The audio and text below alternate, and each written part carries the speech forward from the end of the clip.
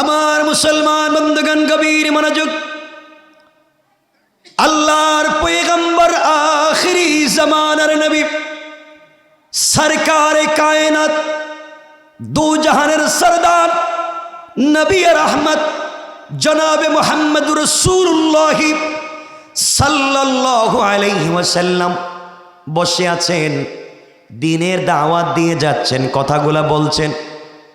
একজন বিদুর্মী হাতের মধ্যে তরবারি নিয়ে আমার নবীকে আঘাত করবার জন্য আসছে। দুনিয়ার জমিন থেকে আমার নবীকে উঠাইয়া দেওয়ার জন্য আসছে, তরবারি নিয়ে আসছে, নবীজিকে উঠাইয়া দিবে। তার মনে একটাই চিন্তা, দুনিয়ার জমিন থেকে মুহাম্মদ ইবনে আব্দুল্লাহকে উঠাইয়া দেব। এই চিন্তা করে রসুলে পাকের সামনে হাজির হয়ে গেল। তরবারি খুলেছে, আমার রসুলকে আঘাত করবে। নবীজির সামনে কেউ যদি আসতো, যে আসুক না কেন, তিনি মুচকি হাসি দিয়ে দাঁড়িয়ে যেতেন, হাত ধরে মুসাফা করতেন, বুকের সঙ্গে লাগাইয়া চাপ দিতেন। ইহুদি যখন আমার নবীর সামনে হাজির হয়ে গেল, নবীজি তার হাত জাপটে ধরলেন, কপালে চুম্বন করলেন, বুকের সঙ্গে জড়ায়া মুচকি হাসি দিয়ে বলছেন, যুবক রে, কি জন্য এসেছো, কি জানতে চাও বলো। যুবক চিন্তায় পড়ে গেল, কাকে মারবার জন্যে আসলাম, কাকে আঘাত করবার জন্য এসেছি, তার চরিত্র কি এত সুন্দর হতে পারে। নবীজি যখন তার কপালে চুম্বন করেছেন, বুকের সঙ্গে জড়িয়ে ধরেছেন, সঙ্গে সঙ্গে তার শরীর থেকে মিশকে আম্বরের গ্রাণ বের হতে লাগলো। তার শরীরের সঙ্গে সরকারে কায়নাতের বুক ঠোকন লেগে গিয়েছে। চিন্তার পরিবর্তন চলে এসেছে, আহারে কারে মারবার জন্যে আসলাম, তার চরিত্র কেমন। বলতে লাগলো, মুহাম্মদ ইবনে আব্দুল্লাহ, চললাম বাড়ির দিকে, চললাম, অন্যদিন এসে আপনার কাছে বলবো কেন এসেছি। এই কথা বলে চলে গেল। রাসূলে পাকের দরবার থেকে যখন নিজের বাড়িতে পৌঁছে গেল, চিন্তায় পড়ে গেল, কাকে দেখলাম, কার কাছে গেলাম, তার আদর্শ কি এত সুন্দর হতে পারে, এমন আদর্শের কি মানুষ হতে পারে, এত সুন্দর চমৎকার কি তার পারফিউম হতে পারে। রাত্রবেলা ঘুমিয়ে পড়লাম, স্বপ্নে দেখতেছে আল্লাহ রসুলের সঙ্গে বসে আছে, নবীর হাতের সঙ্গে হাত লাগাইয়া কালিমা পড়ে মুসলমান হয়ে গিয়েছে। স্বপ্নে এগুলা দেখতেছে, ঘুম ভেঙে গিয়েছে, পাগলের মতো দৌড়ায়। আমি যে কথা বলতে চাই ভালো করে বুঝবেন। পরের দিন আমার নবীর সামনে হাজির, ডাক দিয়া বলছে, মুহাম্মদ ইবনে আব্দুল্লাহ, ওই দিন এসেছিলাম আপনাকে দুনিয়ার জমিন থেকে বিদায় করে দেওয়ার জন্যে, উঠাইয়া দেওয়ার জন্যে। আমি বুঝতে পেরেছি আপনি আখিরি জামানার পয়গম্বর, দেরি করতে চাই না, আপনি আমাকে কালিমা পড়াইয়া মুসলমান বানাইয়া দেন। নবীজি বললেন, কেউ যদি ইসলামে আসতে চায় আমার কোনো আপত্তি নাই। যুবক বলছে, হুজুর, আমি কালিমা পড়ব ঠিকই, কিন্তু আমার শর্ত আছে। নবীজি বললেন, যুবক, কালিমা পড়তে চাও, আমার হাতে হাত রাখতে চাও, আমার শর্ত কি? যুবক বলছে, মুহাম্মদ ইবনে আব্দুল্লাহ, আমি কালিমা পড়তে চাই, কিন্তু শর্ত হলো আমি কোনোদিন নামাজ পড়ব না। কি পড়ব না? আমরা হইলে এর পিটাইয়া বড় কালিমা পড়ছস, নামাজ পড়বে না, বাইরে মসজিদ থেকে। আমার নবী বলছেন, বাবা, তুমি কালিমা পড়বে, নামাজ পড়বে কি পড়বে না, এটা পরের সাবজেক্ট।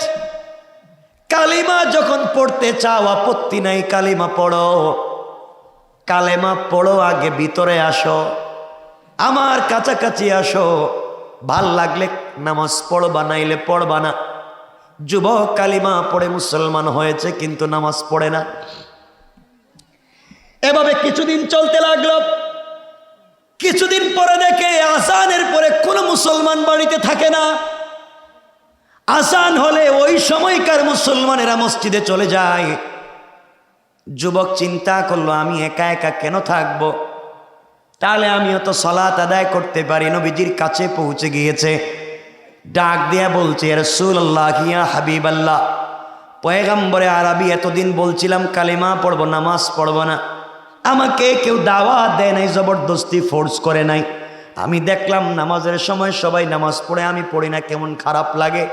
এই মুহূর্তে আমিও সকলের সঙ্গে সালাত আদায় করতে চাই। নবীজি বলেন, ভালো কথা, আজকে সালাত পড়তে চাও, আপত্তি নাই।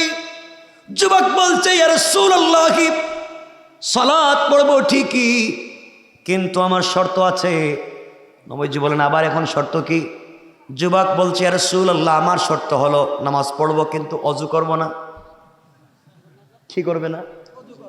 তা আমরা হইলে কি করতাম কন? ওই যে আগে যে বলছে যুবকদের ধাক্কায় মসজিদ থেকে বাইর করে দেন, আমরা হইলে বলতাম বেটা নামাজ পড়বে, অজু করবে না, এদিকে আয়, কাছাকাছি আয়।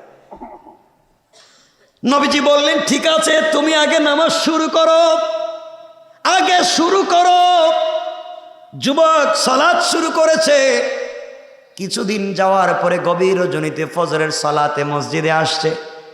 এসে দেখে হযরত আলী কাররামাল্লাহু ওয়াজহা মসজিদের কাছাকাছি, তিনি ওযু করতেছেন। হাত কোনই পর্যন্ত ধুইতে হয়, তিনি এতটুকুন ধোয়া শুরু করলেন। হযরত আলী পা টাকনু পর্যন্ত ধুইতে হয়, তিনি হাঁটু পর্যন্ত ধুচ্ছেন। যুবক দাঁড়াইয়া দাঁড়াইয়া দেখছে আর বলছে, আলী, নবীজির মুখ থেকে শুনছি ওযু করলে কোনই পর্যন্ত ধুইতে হয়, পা টাকনু পর্যন্ত ধুইতে হয়, তুমি এত বেশি দাও কেন? আলী বলছেন, যুবকরে, তুই জানিস না, সামি'তু রাসূলুল্লাহি সাল্লাল্লাহু আলাইহি ওয়াসাল্লাম, আমি রাসূলে পাকের কাছ থেকে নিজের কানে শুনেছি, নবীজি বলেছেন, যে ওযুর মধ্যে যতটুকু অঙ্গ ধৌত করবে, কিয়ামতের দিন তার শরীরের সেই অংশটুকুন নূরের মতো চমকাতে থাকবে। এজন্য আমি আলী চিন্তা করলাম, আমার হাত অর্ধেক চমকাবে, বাকি অর্ধেক চমকাবে না কেন? এই জন্য আমি পুরো হাত ধৌত শুরু করলাম। যুবক বলে, সত্যি নাকি? আলী বললেন, সত্যি, আমি রাসূলের মুখ থেকে শুনেছি। যুবক বলছে, আলী, তুই শুনে রাখ। আলী রে, তুমি শুনে রাখো, কসম করে বলছি, সত্যিকার অর্থে যদি যতটুকুন ধুইলে ততটুকুন যদি নূর চমকায়, আজকের থেকে আমি ওযু করব না, 5 ওয়াক্ত নামাজে 5 বার গোসল করতে চাই। আল্লাহু আকবার বলেন। এই যুবককে পিটানো লাগছে, মারতে হইছে, নামাজ পড়াবার জন্য পিটাইতে হইছে, কিছু কাছে আসার গল্প শিখাতে হয়েছে। কাছে আসো, আসতে দেও, আরো আসতে দেও, আরো কাছাকাছি আসুক, ভালো হয়ে যাবে। আর আমরা কাছে আর আগেই তো লাগেজের পিছনে। আপনি 5 ওয়াক্ত সালাত পড়েন, মসজিদে যান, নামাজ পড়েন, এই মনে করে আপনি নিজেকে মুসলিম বলতে পারেন। মনে রাখবেন, এই জামানার আগে, 1450 বছর আগে আপনার চাইতে বেশি নামাজি ছিল। রাসূলে পাকের পিছনে সালাত পড়তো, মাঝে মাঝে আযান দিত, মাঝে মাঝে ইকামত দিত। যাকে উপলক্ষ করে আল্লাহ কোরআনে কারীমে ইদা জাআকাল মুনাফিকুন নাযিল করেছেন, সে আব্দুল্লাহ ইবনে উবাই ইবনে সালুল, মুনাফিকদের সবথেকে বড় নেতা, লিডার। সে তো রাসূলে পাকের পিছনে সালাত পড়তো, তারপরও সে হচ্ছে মুনাফিক। তো আপনি নামাজ পড়ে মুসলিম নাকি নামাজ পড়ে মুনাফিক, কে জানে? আল্লাহই জানে। কথা বুঝতে পেরেছেন? 1 নম্বর। 2 নম্বর, আপনারা মনে করতে পারেন আপনাদের দাড়ি আছে, দাড়ির কারণে আপনি মুসলিম। দাড়ি তো আপনার চাইতে লম্বা হিন্দুরাও রাখে। আপনি মনে করতে পারেন আপনার বড় পাগড়ি আছে, এই জন্য আপনি মুসলিম। আপনার চাইতে বড় পাগড়ি পরে শিখেরা, শিখ আপনার চাইতে বহুত বড় পাগড়ি পরে। আপনি মনে করেছেন আপনি বড় জুব্বা পরেন, লম্বা জুব্বা পরেন, এই জন্য আপনি মুসলিম। আপনার চাইতে বহুত লম্বা জুব্বা পরে ইহুদিরা। কি বলেন? তো আপনার দাড়ি, আপনার টুপি, আপনার পাঞ্জাবি, আপনার কাপড়, এগুলার মধ্যে ইসলাম আর তাকওয়া নয়। শুধু দাড়ি, টুপি, পাঞ্জাবি আর পাগড়ির মধ্যে ইসলাম নয়, এগুলা ইসলাম নয়। এটা হচ্ছে লেবাসুত তাকওয়া, তাকওয়ার পোশাক। এটা শুধুমাত্র কেবলমাত্র তাকওয়ার পোশাক, তাকওয়া নয়। বহুত নামাজি, বহুত টুপিওয়ালা, পাঞ্জাবিওয়ালা, পাগড়িওয়ালা এই সমাজের সবথেকে বড় বদমাইশ। ঠিক কিনা? আওয়াজ করে বলেন। শুধু পাগড়ি টুপি থাকলে মুসলিম হওয়া যাবে না। 1 নম্বর বুঝবেন। এই সমাজে আমার সামনে যারা বসেছেন কথাগুলো শুনেন, আপনাদেরকে ওপেন করে বলছি, আমার কথা যদি না বুঝেন বা প্রশ্ন জাগে, আপনি কোনো কথা না বলে সরাসরি দাঁড়িয়ে যাবেন, আমি আপনার প্রশ্নের জবাব দেব, ঠিক আছে? এরপর আমরা ফিতনা চাইব না, সমাজকে বিষাক্ত করব না, সমাজকে দ্বিধা বিভক্ত করব না, ইনশাআল্লাহ। আমার সামনে আপনারা বসে আছেন, আপনারা বলেছেন আপনারা মুসলিম। আমি বললাম আমার সামনে যারা বসে আছেন অনেক মুরব্বী আছেন, যাদের মুখের দাড়ি সাদা, পকেটে 1 হাত লম্বা তসবিহ আছে, মাথায় টুপি আছে, 5 ওয়াক্ত সালাত পড়েন, সুযোগ পাইলে তাহাজ্জুদে পড়েন, মাঝে মাঝে উমরা করেছেন, হজ করেছে, বহুত মুরব্বী আছেন দাড়িওয়ালা টুপিওয়ালা। এই সমাজে বহুত নামাজি মুরব্বী আছেন যারা দাড়ি রেখে নামাজ পড়ে, কিন্তু এলাকার সব থেকে বড় সুদের কারবারি, ঠিক কিনা জুড়ে বলেন? আওয়াজ নাই? আমি জানতে চাই এটা কোন কোয়ালিটির মুসলিম? দাড়িও আছে, নামাজও পড়ে, সুদও খায়, এটা হচ্ছে অরিজিনাল টাটকা একটা শয়তান। কারণ শয়তান তার জিন্দগিতে সুদ খায় নাই। কোরআনের কোন জায়গায় পাইছেন যে শয়তান সুদ খাইছে? খায় না। এটা নামাজও পড়ে, সুদও খায়। আমার সামনে যারা বসে আছেন, ডোন্ট মাইন্ড, কেউ রাগ করবেন না, অনেক মুরব্বী আছেন যাদের দাড়ি আছে, আযানের পরে আপনি মসজিদে সালাতে যান না। রব বলেছেন হাইয়া আলাল ফালাহ, কল্যাণ আমার কাছে। মসজিদে অনেক মুরব্বী আছে, আযানের পরে মসজিদে নামাজে যায় না, বরং আযানের পরে 4 দোকানে বসে টেলিভিশন দেখে। কথা বলছেন না কেন? নাই? এটা কোন কোয়ালিটির মুসলিম? 4 দোকানে বৈশা, কার ছেলে কারে নিয়ে ভাগ্যা গেল, কার মেয়ে কার সাথে গেল, এই নিয়ে মুরব্বীর চিন্তার শেষ নাই। কথা বলছে না কেন? এগুলো এলাকায় নাই? আমার সামনে যারা বসেছেন ভালো করে কান খাড়া করে শুনেন, যারা ভিলেজ পলিটিক্স করেন, গ্রামের রাজনীতি করেন, গ্রামের মোড়ল, গ্রামের মাতবর, গ্রামের বিচারী, পঞ্চায়েতের মুরব্বী, এলাকার বড় লিডার, কসম রব্বে পাকের জাতের কোরআন হাতে নিয়ে বলছি, অনেক মুরব্বী আছেন এলাকার পঞ্চায়েতের মুরব্বী, যারা গ্রামের বিচার করতে গিয়ে 1 কাপ রং চা খাইয়া এদিকের বিচারকে এদিকে দিয়ে দেয়। ঠিক কিনা? আওয়াজ করে বলেন। আমি জানতে চাই সে কোন কোয়ালিটির মুরব্বী, তারা কোন শয়তান বলছে হে মুসলিম? নাই এগুলা? কথা বলছেন না কেন? নাই?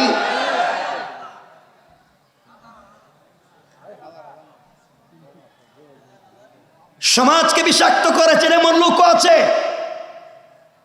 ইয়েতিম অসহায় মুরব্বীর কাছে বিচার চাইতে গিয়েছে, বিধবা নারী বিচার চাইতে গিয়েছে, বিচার তো করে দেয় নাই, উল্টা ইয়েতিমের জায়গা দখল করেছে, বিধবার জায়গা নিজে ভুয়া দলিল করে নামজারি করেছে, গরিবের রাস্তা বন্ধ করে দিয়েছে, মানুষের টাকা পয়সা মেরে খেয়ে এলাকার বড় নেতার লিডার হয়েছে। কথা শুনেন, আমি জানতে চাই এত শয়তানি নাফরমানি বদমাইশি করার পরে হে কেমনে দাবি করে আমি মুসলিম?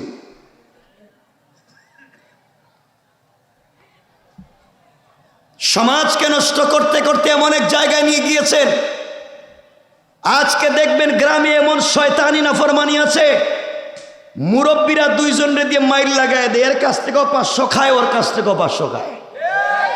এগুলা নাই?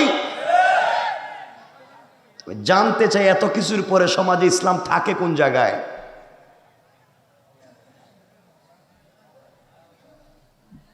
এতগুলো নাফরমানি করার পরে কেউ রাগ করবেন না। এখানে আমার আশেপাশে অনেক মুরব্বী বসা আছেন, হয়তো কোনো মসজিদের দায়িত্বশীল, সব খারাপ না। আমি বলছি সমাজকে নষ্ট করতে করতে এমন একটা জায়গায় নিয়ে গিয়েছেন, আপনারা খবর নেন আপনাদের জামালপুরের, আপনারা খবর নেন আপনাদের পুরা জামালপুরের ম্যাক্সিমাম মসজিদের সভাপতি সুদখোর। মসজিদের সভাপতি সুদখোর কেন? কি ওয়াজ হবে এখানে? ম্যাক্সিমাম মসজিদের সভাপতি সুদখোর, ক্যাশিয়ার ঘুষখোর, সেক্রেটারি দুর্নীতিবাজ, চাঁদাবাজ, বদমাইশ, ফেন্সিডিল ব্যবসায়ী, ইয়াবা ব্যবসায়ী, এতিমের জায়গা দখল করে, বিধবার বাড়ি দখল করে, গরিবের টাকা পয়সা মেরে খায়, তারা হয়ে গেছে আজ মসজিদ মাদ্রাসার দায়িত্বশীল। তো আমি জানতে চাই, এই সমস্ত জায়গা যখন নষ্ট হয়ে যায়, কে বলছে ইমাম সাহেব নামাজে, ইমাম সাহেব যে মসজিদের, উনি যতটা সূরা যতটা আয়াত নামাজে তিলাওয়াত করে, এর 100 ভাগের 1 ভাগও তাফসির করে না। কারণ ইমাম সাহেব ঠিক মতো ওয়াজ করলে সালাম ফিরিয়ে চাকরি থাকবে না। কথা বলেন।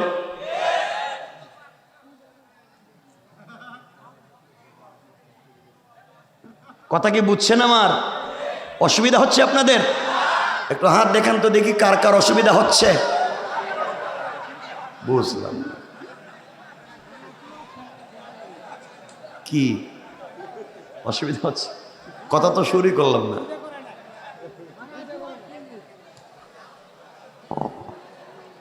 অসুবিধা হচ্ছে? সমাজকে নষ্ট করতে করতে এই জায়গায় নিয়েছেন। আর বাংলাদেশে কিছু মাস্তানের আবির্ভাব হয়েছে। মাস্তানের আবির্ভাব হয়েছে, যার কানে তাকবীরের আওয়াজ গেলে তার কষ্ট হয়, আল্লাহ রসুলের নাম শুনলে তার কষ্ট হয়। মনে রাখবেন, এই দেশ আলিম উলামার দেশ, পীর বুজুর্গের দেশ, অলি আব্দালের দেশ, গৌস কুতুবের দেশ, মাদ্রাসা মসজিদের দেশ, আযান ইকামতের দেশ, কোরআন সুন্নাহর দেশ, ইসলামী আন্দোলনের দেশ। এই দেশে তাকবীর চলবে, আল্লাহ রসুলের নাম চলবে। যার ভাল লাগবে না এই দেশে থাকবার তার অধিকার ঠুকুন নাই। কারণ এই জমিন হচ্ছে একমাত্র শুধুমাত্র আল্লাহর। এই জমিনের কারণ না, এই জমিনে শুধুমাত্র কেবলমাত্র হুকুম চলবে একমাত্র আল্লাহর। এখানে আমারও হুকুম না, আমার বাবারও না, আমার পীর সাহেবেরও না। হুকুম একমাত্র আল্লাহর, আর তরিকা চলবে একমাত্র রাসূলের। তরিকা কার? বলেন, তরিকা কার? না পীর সাহেবের তরিকা, আপনার আব্বাজানের তরিকা? কোন তরিকা চলবে না। সমাজ একমাত্র আল্লাহর, তাওহীদ চলবে সমাজে একমাত্র আল্লাহর, আর তরিকা চলবে শুধুমাত্র কেবলমাত্র রাসূলের। ঠিক না বলেন?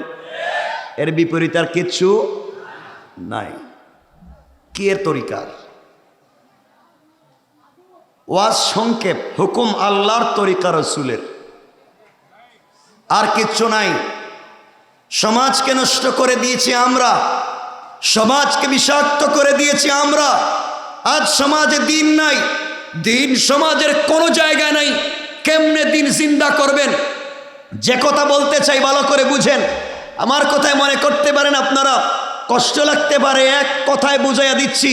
এই জমিন কেন বলছি আল্লাহর, এই জমিনে কেন বলছে হুকুম চলবে আল্লাহর। রব তো এই সমাজে চাচ্ছেন কারো কোনো হুকুম চলবে না, কারো ইবাদত চলবে না। গোটা দুনিয়ার মানুষকে একই ইবাদতের ভিতরে নিয়ে আসতে চান আল্লাহ। কেমনে? 1-2 মিনিটে আপনাদেরকে বুঝাইয়া দেই। আল্লাহ বলছেন তিনি হলেন রব্বুল আলামিন। আল্লাহ কি? কথা বলে, এই বাবা আমার খেদমত লাগবে না। সবাই বলেন, আল্লাহ হচ্ছেন রব্বুল আলামিন। আল্লাহ কি? রব, আসমানের রব, জমিনের রব, আরশ, কুরসি, লৌহ কলম, জান্নাত, জাহান্নাম, জিন্নাত, ইনসান, ফেরেশতা, হিন্দু, মুসলিম, ইহুদি, খ্রিস্টান, সকলের রবকে। সকলে একসাথে বলেন, সকলের রবকে। আল্লাহ যদি সকলের রব হয়, মুসলমানদের রবকে? হিন্দুদের, খ্রিস্টানদের? আল্লাহ হওয়ার ব্যাপারে তিনি আমার না সকলের? যে আল্লাহ আমাকে যে পুকুরের মাছ খাওয়ান, হিন্দুকে একই পুকুরের মাছ খাওয়ান। আমাকে যে সূর্যের আলো দিচ্ছেন, ভিন্ন ধর্মের মানুষকে একই সূর্যের আলো দিচ্ছেন। আমাকে যে অক্সিজেন দিচ্ছেন, ভিন্ন ধর্মের লোককে একই অক্সিজেন দিচ্ছেন। আমাকে পৃথিবীতে থাকবার অধিকার যতটুকুন দিয়েছেন, ভিন্ন ধর্মের লোককে এতটুকুন থাকবার অধিকার দিয়েছেন। রব দেওয়ার বেলায় কে কোন দলের, কে কোন ধর্মের, কে কোন দেশের, কে কোন সম্প্রদায়ের চিন্তা করেন নাই। রব চিন্তা করেছেন আমি হলাম রব, আমি খালেক, তারা মখলুক। আমি তো আল্লাহ, তারা আমার গোলাম। রব তো এটাই বুঝাতে চেয়েছেন, দুনিয়াটা আমার, বান্দা আমার, আমারই তো সব, সবাইকে দেওয়ার বেলায় সমান দিয়েছেন। সুতরাং রব দেওয়ার বেলায় সমান দিয়েছেন, কোনো ধর্ম কোনো দেশ বিভেদ করে দেন নাই। দেওয়ার বেলায় যেহেতু সমান, দেওয়ার বেলায় যেহেতু সকলকে দিয়েছেন, যিনি সকলের জন্য কাজ করতে পারে, যিনি সকলকে একই চোখে দেখে, তিনি সাম্প্রদায়িক না অসাম্প্রদায়িক? বলেন, আমাকে একটু বুঝালে আমি বুঝবো। সাম্প্রদায়িক না অসাম্প্রদায়িক? কি সাম্প্রদায়িক কি অসাম্প্রদায়িক? সাম্প্রদায়িক না, রবের ফার্স্ট টাইম, রবের প্রথম চেতনা অসাম্প্রদায়িক। রব কোনো সম্প্রদায়ের না, রব কোনো দেশের না, রব কোনো দলের না, রব সকলের। রব, কথা বলেন, রব হিন্দুদের রবকে বলেন, হিন্দুদের রবকে আমাদের, যিনি সকলের জন্য হয়, তিনি সাম্প্রদায়িক না অসাম্প্রদায়িক? বুঝবেন কেন বলতে চাই, রব সকলের, তাহলে রবকে নিয়ে আর কোনো মারামারি নাই। কোরআনকে আল্লাহ বলেছেন আমি হলাম সকলের রব। কোরআনকে বলেছেন হুদাল্লিল আলামিন, কোরআনকে বলেছেন হুদাল্লিন নাস। আল্লাহ বলেছেন কোরআন সকলের, হুদাল্লিল আলামিন। কোরআন সকলের জন্য হিদায়ত, কোরআন মসজিদের ইমামের জন্য হিদায়ত, কোরআন মাদ্রাসার শিক্ষকের জন্য হিদায়ত, কোরআন স্কুলের প্রিন্সিপালের জন্য হিদায়ত, কোরআন মুসলমানদের জন্য কোরআন হিদায়ত, কোরআন হিন্দু বৌদ্ধ সকলের জন্য কোরআন হিদায়ত। রব বলেছেন হুদাল্লিল আলামিন, রব বলেছেন হুদাল্লিন নাস ওয়া বাইয়িনাতিম মিনাল হুদা ওয়াল ফুরকান। কোরআন হচ্ছে সকলের জন্য হিদায়ত, রব সকলের, কোরআনও, কথা বলেন, কোরআনও। তাহলে কোরআন এটা আপনার না, কোরআন আমারও, কোরআন হিন্দুদেরও। কোরআন সকলের জন্য হিদায়ত। বুঝবেন, আমি বুঝাতে চাচ্ছি কেন জমিনে একমাত্র আল্লাহর হুকুম চলবে। আল্লাহ পাক দেখলেন আমিও সকলের, আমার কোরআন সকলের। রাসূল পাক সাল্লাল্লাহু আলাইহি ওয়াসাল্লামকে আল্লাহ কোন দেশের নবী, কোন জাতির নবী, কোন গোত্রের নবী বানান নাই। রাসূল পাককে বানিয়েছেন রাহমাতাল লিল আলামিন, গোটা সৃষ্টির জন্য রহমত। পড়েন সুবহানাল্লাহ। আল্লাহ কার? আল্লাহ কার? কোরআন, নবী, আল্লাহ সকলের, কোরআন সকলের, রসুল সকলের। সব যদি এটাই হয়, তে আল্লাহ এবং রসুলের কথাই শুধু পৃথিবীতে চলবে। আল্লাহ যদি সকলের হয়, রসুল যদি সকলের হয়, কোরআন যদি সকলের হয়, এখানে আমরা কথা বলবো আল্লাহ, রসুল এবং কোরআনের, না আর কিছু আছে? তে আল্লাহ, রসুল এবং কোরআনের কথা যেখানে হয়, এটা সাম্প্রদায়িক প্রোগ্রাম না অসাম্প্রদায়িক? এটা যদি অসাম্প্রদায়িক প্রোগ্রাম হয়, তাহলে এখানে শুধু মুসলমান আসবে না সকল ধর্মের মানুষ? কথা বলেন। এলাকায় কি হিন্দু আছে? দাওয়াত দিছেন কেউ? দেন নাই। কিয়ামতের দিন বুঝবেন। আবারও বলছি, কিয়ামতের দিন বুঝবেন।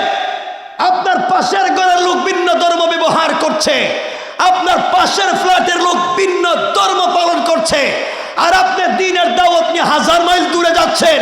জবাব দিবেন কিয়ামতের দিনে। আপনারাই সাম্প্রদায়িক প্রোগ্রাম তৈরি করেছেন, কোরআনকে সাম্প্রদায়িক বানিয়েছেন। কোরআনের প্রোগ্রাম হবে সকলের, কোরআনের প্রোগ্রাম হবে গোটা উম্মার। এখানে হিন্দুরা হিন্দু হয়ে আসবে, যাওয়ার সময় রাসূলের সিরত নিয়ে কালিমা পড়ে মুসলমান হয়ে যাবে। এটাই ছিল উম্মার একমাত্র টার্গেট, এটাই ছিল কোরআনের মূল মিশন। রাসূল পাক তার জিন্দেগিতে যত কথা বলেছেন, কোনো একটা প্রোগ্রাম দেখান যেখানে শুধু মুসলমানরা ছিল। কেমনে জাতিকে দ্বীনের পথে নেওয়া যায়? কিয়ামতের দিন জবাব দিবেন। আপনি শুধু দেখে দেখে মুসলমানদেরকে দাওয়াত দিচ্ছেন, আপনার কি লজ্জা লাগে না? রাসূল বলেছেন আমার আফসোস হয় একটা মানুষ যদি জাহান্নামে যায়। আপনার কি আফসোস হয় না আপনার পাশের ঘরের লোক জাহান্নামে যায়, আপনার পাশের ফ্ল্যাটের বাড়ির মানুষ জাহান্নামে যায়? একটা দিনও তাকে তাওহীদের শিক্ষা দিলেন না, একটা দিনও তাকে রিসালাত বুঝালেন না, একটা দিনও বললেন না ভাই কোরআনটা পড়ে দেখ, এটা আমারও এটা তোর। ঠিক কিনা বলে? তো কে বলছে আপনি জান্নাতি? সাহাবায়ে কেরামের জিন্দেগিতে দেখান, তাদের একটা প্রোগ্রাম ছিল শুধু মুসলমান কেন্দ্রিক। কষ্ট পাচ্ছেন আমার কথায়? যে কথা বলে কথা শুরু করতে চাই, যুবকেরা শোনো, মুরব্বী বাবাদেরকে বলছি শোনো, কান খাড়া করে শোনো। ও যুবক, আজ তুমি নষ্ট হয়েছ, ফেনসিডিল ইয়াবা ধরেছ, নামাজ ছেড়েছ, মা বাবার সঙ্গে খারাপ ব্যবহার শুরু করেছ।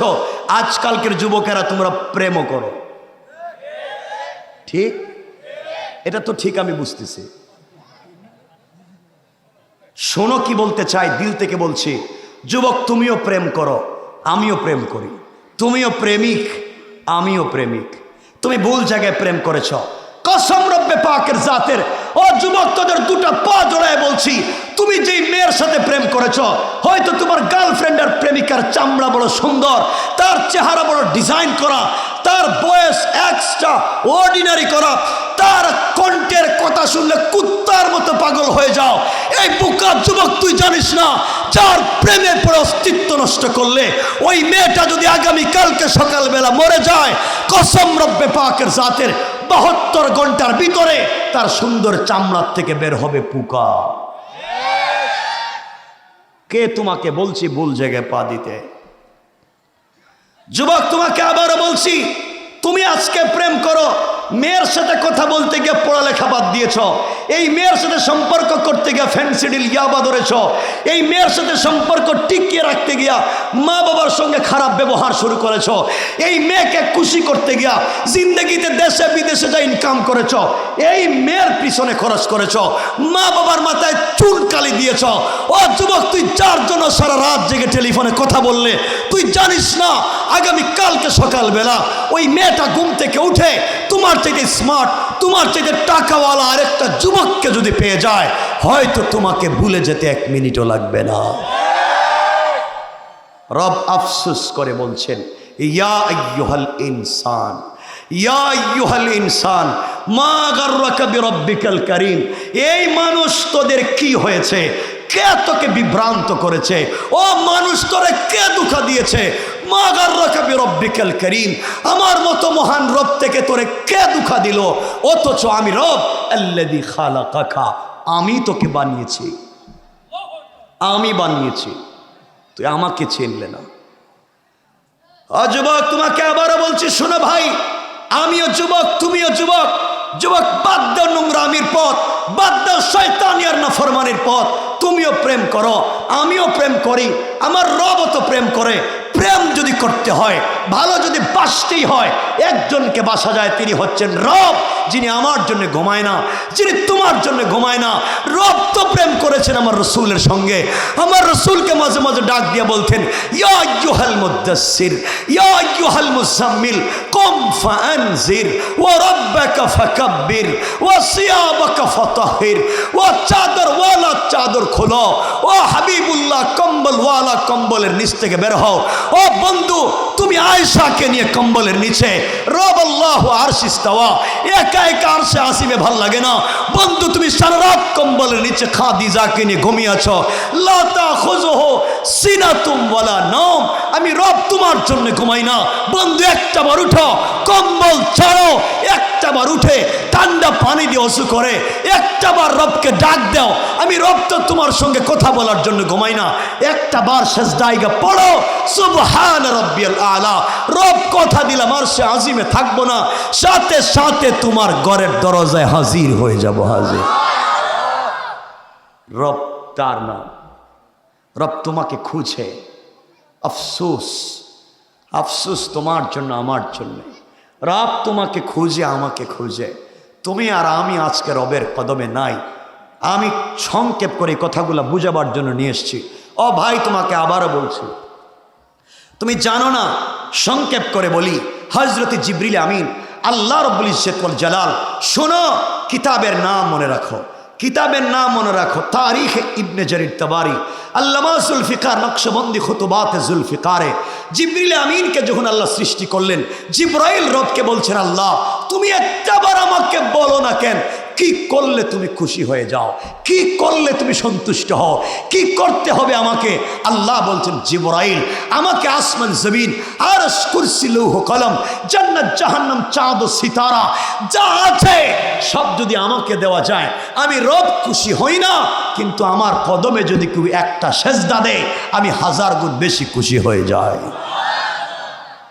জিবরিল আমিন কথাটা শুনলেন। জিবরিল আমিন কথাটা শুনলেন, সাথে সাথে রবের কদমে সেজদায় পড়ে গেলেন। একদিন দুই দিন না, একদিন দুই দিন না, রেওয়ায়েত তো দুইটা। আশরাফ আলী তানভী বলেন 30,000 বছর। বয়ানুল কোরআনে আল্লামা জারুল্লাহ জামাখশারী তাফসীরে কাশফে বলেন 40 লক্ষ বছর হযরতে জিবরিল আমিন সেজদায় পড়ে থাকলেন। দীর্ঘদিন সেজদা থেকে মাথা উঠালেন, আল্লাহকে বলছেন, আল্লাহ এত লম্বা সেজদা দিয়েছি, 30,000 হোক, 40,000 হোক, আর 40 লক্ষ বছর হোক, লম্বা সেজদা দিলাম। রব তুমি কি খুশি হও নাই? তুমি কি আমার দিকে একটাবার তাকামা না? আমাকে দেখো না, আমি তোমার কত বড় প্রেমিক। আমি এত দিন দীর্ঘদিন সেজদা করলাম। রব তো তাকালেন, জিবরাইলকে বললেন, জিবরাইল তোমার এত সেজদায় আমি খুশি হই নাই। কেন? আল্লাহ বলছেন, জিবরাইল প্রশ্নই যদি করেছো কেন, আমি উত্তর দিব একটু পরে। আমার আরশে আসিমের দিকে তাকাও, ওখানে কি আছে দেখো। জিবরাইল আরশে আসিমের দিকে তাকালেন। আরশে আসিমের ফটকে, আরশে আসিমের চেয়ারে, সবগুলো জায়গায় জিবরিল আমিন দেখতে পেলেন লেখা আছে লা ইলাহা ইল্লাল্লাহ মুহাম্মাদুর রাসূলুল্লাহ। ও মাওলা, ও মাওলা হাকিকি, ওখানে তো একটা কালিমা লেখা। কালিমার সঙ্গে আমার সেজদার সম্পর্ক কি? আল্লাহ বললেন, জিবরাইল তাহলে শোনো, কালিমার সঙ্গে সেজদার সম্পর্ক কি শোনো। তুমি 40,000 বছর, 40 লক্ষ বছর সেজদা দিয়েছ। এখানে যে কালিমা দেখতেছ, এটা আমার হাবিবুল্লাহকে দিয়েছি। আমি যাকে হাবিব বানিয়েছি, খলিল নয়, হাবিব যাকে বানিয়েছি তার এই কালিমা আজকে কিয়ামতের আগে আখিরি জামানার উম্মতগুলোকে আমি তার কাছে পৌঁছে দেব। আখিরি জামানার উম্মতেরা তারা যখন 5 ওয়াক্ত নামাজ পড়বে, 5 ওয়াক্ত নামাজে 17 রাকাত ফরজ পড়বে, প্রত্যেকটা রাকাতে 2টা করে সেজদা দিবে। প্রত্যেকটা সেজদায় সুবহান রাব্বিল আলা কমপক্ষে 1 বার থেকে 3 বার বলবে। ও জিবরাইল তুমি শোনো, আমার কোন বান্দা সেজদায় গিয়া যখন 1 বার সুবহান রাব্বিল আলা পড়ে, ওই 1 বারের সুবহান রাব্বিল আলাকে আমি আল্লাহ বাড়াতে বাড়াতে তোমার 40 লক্ষ বছরের সেজদার চাইতে বেশি সওয়াব দিয়ে দিলাম। রব তো তার নাম, রব তোমাকে সেদিকে নিয়ে যেতে চায়, তুমি সেই রবকে চেনো না। যুবক, তোমার কি হয়েছে? কে তোমাকে ধোঁকা দিল? কেন তুমি আল্লাহকে চিনছ না? কেন রবের কাছে শান্তি খুঁজে পাচ্ছ না? বান্দা, তোমাকে আবারও বলছি, রব তো বলেছেন কাউকে যদি 100 বছরের হায়াতে জিন্দেগি দেই, 99 বছর 11 মাস 29 দিনও যদি নাফরমানি করে, একটা রাত্র যেমন আজকের রাত্র যদি কেউ বুঝতে পারে রব হাকিকি তো সত্য, এই কথা চিন্তা করে আজকের সেজদায় কোন বান্দা যদি গভীর রাত্রে সেজদায় গিয়া বলে রব সুবহান রাব্বিল আলা, বান্দা যখন সেজদায় গিয়া বলে সুবহান, তখন আল্লাহ ফেরেশতাকে বলেন, ও ফেরেশতা, এই জামালপুরের যুবক কি বলছে? রব মহিষবাতানের যুবক বলছে সুবহান। তুমি নাকি পবিত্র, সে নাকি অপবিত্র, জীবনে বহুত নাফরমানি করেছে, বহুত নোংরামি করেছে, আজ বুঝতে পেরেছে আসলেই সে অপবিত্র, তুমি পবিত্র। রব বলছে, রব ফেরেশতারা বল, ওই মহিষ মাতানের যুবককে আমাকে দেখছে? রব না দেখে বলছে সুবহান, তুমি পবিত্র।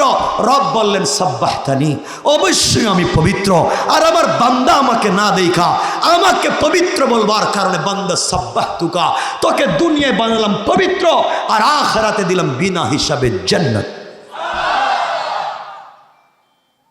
রব যখন সেজদায় গিয়া, বান্দা যখন সেজদায় গিয়া পড়ে আলা, তখন রব ফেরেশতাকে বলছে, নো ফেরেশতা, বান্দা কি বলছে? আল্লাহ ও বলছে আলা, মানে তুমি বড়। কেন? ও মহিষবাতানের যুবক, আল্লাহ ফেরেশতাদেরকে বলছেন কেন? ও কি বড় না? তার তো বাড়ি আছে, গাড়ি আছে, মিল ফ্যাক্টরি আছে, কল কারখানা আছে। এতদিন তো সে নিজেকে বড় মনে করেছে, আজ তো ছোট মনে করে কেন? রব সে আজকে বুঝতে পেরেছে তুমি বড়, সে আসলে কিচ্ছু না। রব বললেন আলাইতানি, অবশ্যই আমি বড়, আর বান্দা আজকে স্বীকার করবার কারণে আলাইতুকা, বান্দা দুনিয়ায় তোকে বানালাম বড়, আর আখিরাতে বড় বানায়া রাসূল পাকের হাতে হাউজে কাউসারের পানি পান করায়া জান্নাতুল ফিরদাউসের ওয়াদা দিলাম। ওয়াদা, তার নাম তো রব। আমি আবার বলতে চাই যুবক, কে তোমাকে ধোঁকা দিল? কি হয়েছে তোমার? কেন তুমি সেই রব থেকে মুখ ফিরিয়ে নিয়েছ? কেন তুমি আল্লাহকে চেনো না? যুবক, তুমি কি জানো তুমি যখন রাত্রে ঘুমিয়ে যাও, সারাদিন নামাজ পড়ো নাই, জোহরের নামাজ নাই, আসরের নামাজ নাই, মাগরিব নাই, ঈশা নাই, ফজর নাই, ঘুমিয়ে আছো। রব জানেন তুমি যে নাফরমানি করছো। এরপরেও তুমি যখন রাত্রবেলা ঘুমিয়ে যাও, রব জানেন তুমি অন্যায় করতেছ।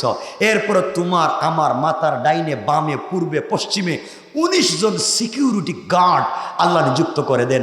আল্লাহ বুঝাতেছেন আমার বান্দার নাকের ছিদ্র খোলা, কানের ছিদ্র খোলা, শরীরে আরো কত ছিদ্র আছে, কখন কোন বিষাক্ত সাপ বিচ্ছু ঢুকে কষ্ট দিবে।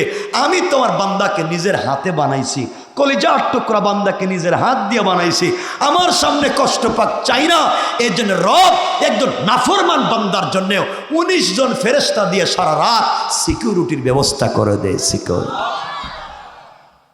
তুমি সে রবকে চিনো না। আমি জানতে চাই বান্দা, কে তোমাকে ধোঁকা দিয়েছে সেই রব থেকে? কেন ভাই তুমি রবের কাছাকাছি আসো না? কষ্ট হচ্ছে আপনাদের? 12টা কিন্তু হয়ে যাচ্ছে, কথা ছিল 12টায় রেখে দিব। কষ্ট হচ্ছে আপনাদের? আমি কিছুক্ষণ কথা বলবো, আরে কথা শোনেন। আজকে এগুলা হচ্ছে যুবক, এই দিনে রবের পথে তুমি না গিয়া তুমি আছো কোথায়? ও যুবক, তুমি আছো কোথায়? তুমি আছো, কে মাথার উপরে হাত বাঁধলো, কে বুকের উপরে হাত বাঁধলো, কে নাবির নিচে হাত বাঁধলো, কে নাবির উপরে হাত বাঁধলো, কে ইয়া নবী সালাম আলাইকা বললো, কে ইয়া নবী সালাম আলাইকা বললো না, কে কোন কালারের টুপি পরলো, কে লম্বা জুব্বা না কাটা জুব্বা, কে মিলাদ পড়লো আর পড়লো না, কে ওই কাজ করলো আর এই করলো না, এগুলো নিয়ে মারামারি করতে করতে গ্রামে ছিল মসজিদে একটা, এখন হয়েছে 5টা। কথা বলেন না কেন? কেন ফিতনা করে? আমি আসছি জাতিকে ঐক্যবদ্ধ করতে, আমি আসছি উম্মাহকে দ্বিধা বিভক্ত থেকে বাঁচাতে। আমি কোরআন হাতে নিয়ে বলছি, ও ভাই শোনো আমার কথা, কার টুপির কালার কি, কার পাঞ্জাবির কালার কি, কে হাত বাঁধলো আর বাঁধলো না, কে জোরে আমিন বললো আর বললো না, কে ইয়া নবী সালাম আলাইকা বললো আর বললো না, এই সব চিন্তা বাদ দাও, মাসলকান মযহবান বাদ দাও। যারা তোমার আমার কিবলার দিকে মুখ করে সালাত পড়ে, যারা তোমার আমার জবাই করা পশুর গোশত খায়, তারা তোমার ভাই, তারা আমার ভাই, তোমার ভাই আমার ভাই, ঠিক কিনা বলেন? ফিতনা বাদ দাও, জাতিকে এক জায়গায় নিয়ে আসো। আজ 2 ভাই একই ঘরে একই টেবিলে খাবার খায়, নামাজ পড়ে 2 মসজিদে। আছে না? আছে না? কষ্ট পাচ্ছেন আমার কথায়? এতগুলা বুঝালাম রবের কাছাকাছি আসবার জন্যে। এখন বলি শুনেন, মসজিদ আপনাদেরও আছে এলাকায়, বহুত মসজিদ দেখবেন মসজিদে বাচ্চারা নামাজে যায়, ছোট ছোট বাচ্চারা মসজিদে নামাজে যায়, অনেক মুরব্বীরা বাইর করে দেয়, এই ছেলে যাও যাও মসজিদে আসছে, কোন চিল্লা চিল্লি করো কেন? এটা আমি জানি না জামালপুরে আছে না নাই, আল্লাহ জানে। বাইর করে দেয় না? কেন বাইর করে দাও? আমি জানতে চাই, বাবা বলো কেন বাইর করে দাও?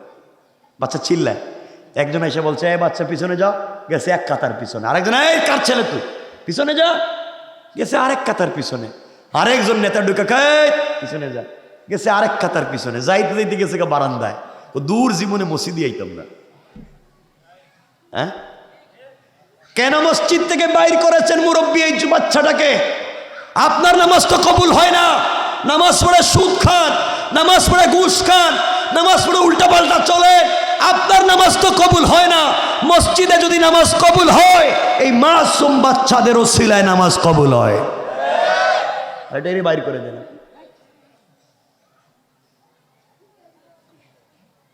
বাচ্চারা মসজিদে যাবে, দুষ্টামি করবে, মারামারি করবে, প্রয়োজনে মুসল্লির লুঙ্গি ধরে টানবে, প্রয়োজনে ইমামের পায়জামা ধরে টানবে, মসজিদের ফ্যান ভাঙবে, মসজিদের গ্লাস ভাঙবে, মসজিদে প্রস্রাব করবে। আপত্তি আছে আপনার? কয় না, না হইলে মারামারি করেন কেন? আপত্তি আছে? বলেন আছে? কেন এগুলো করেন? তুমি রসুলের হাদিস জানো না? পড়ো না রসুলের হাদিস। কথায় কথা চলে আসছে, সংক্ষেপ করে বলছি।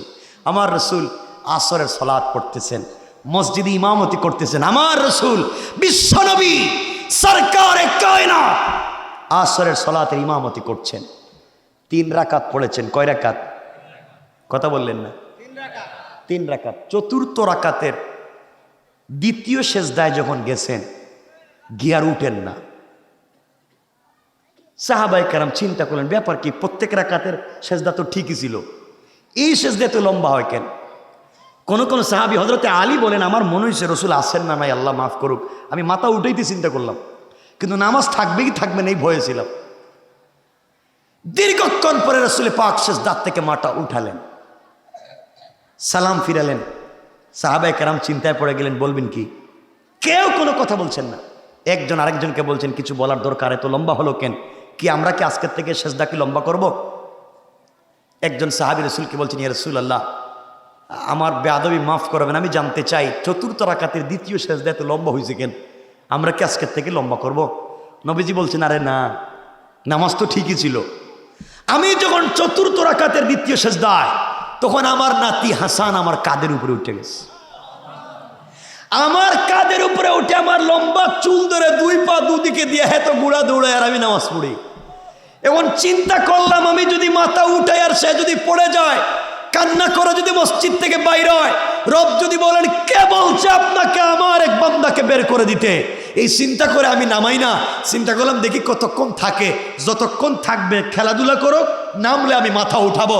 এমন সময় জিবরিল আমিন এসে বলছেন, সালাম ও পয়গম্বরে আরবি, সালাম, আপনার এই কন্ডিশনের উপর রব খুশি হয়ে গেছেন, খুশি হয়ে গেছেন। এটা ছিল রাসূলের সালাত। হ্যাঁ, আর আপনারে মশা কামড় মারলে বম মারেন, আপনি বম মারেন। হ্যাঁ, কি নামাজ পড়েন?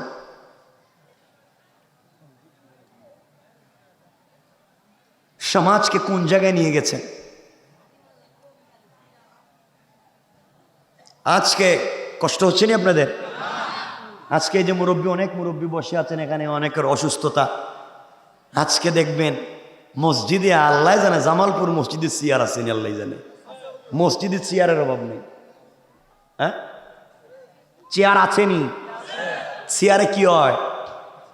মসজিদে কেন চেয়ার আমি জানতে চাই। এক নম্বর বলেন না, কিছু কয় না কেন? বুঝলেন কি অসুস্থ? যিনি বসে মসজিদে গিয়ে চেয়ারে বসে নামাজ পড়েন, তারই কি কেউ কুলে করে নিছে না হেঁটে গেছে? কথা কন। যিনি হেঁটে গেছেন তিনি বসলেন কেন? আমার ওয়াজ বুঝেন নাই? আপনি হাঁটতে পারছেন তো বসছেন কেন?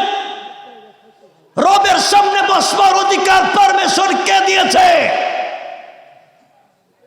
রব বলেন, বেটা বউ নিয়ে বাচ্চা নিয়ে সব জায়গায় ঘুরতে পারিস, আর মসজিদে এলে আমার সামনে বসা লাগে চেয়ারে।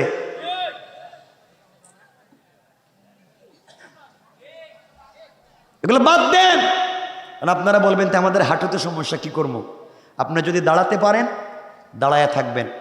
রুকু সেজদার সময় আপনি চেয়ারে না বসে টুলে বসে, টুলে, চেয়ার মানে হেলান দেওয়া যায়, হেলান ছাড়া কোনো জিনিসে বসে ইশারায় নামাজ পড়বেন। রব বলেছেন তুমি দাঁড়াতে পারো না, বইসা যাও। বসার কথা চেয়ারে বলেন নাই, বলছেন মাটিতে বইসা যাও। মাটিতে বসেও যদি নামাজ পড়তে না পারো, শুয়ে যাও। শুয়া পশ্চিম দিকে পা দিয়া তাও নামাজ পড়ো। শুয়াও যদি ইশারা, পা হাত নাড়াইতে না পারো, ইশারা দিলেও হবে। ও বান্দা, ইশারা দিলেও হবে, শুয়া পড়লে হবে, মাটিতে বসলে হবে, পশ্চিম দিকে পা দিলে হবে, সব মানি। আমার সামনে বেটাগিরি করে বসিস না, ঠিক কিনা বলেন? আমার সামনে বাপ ধরিস না।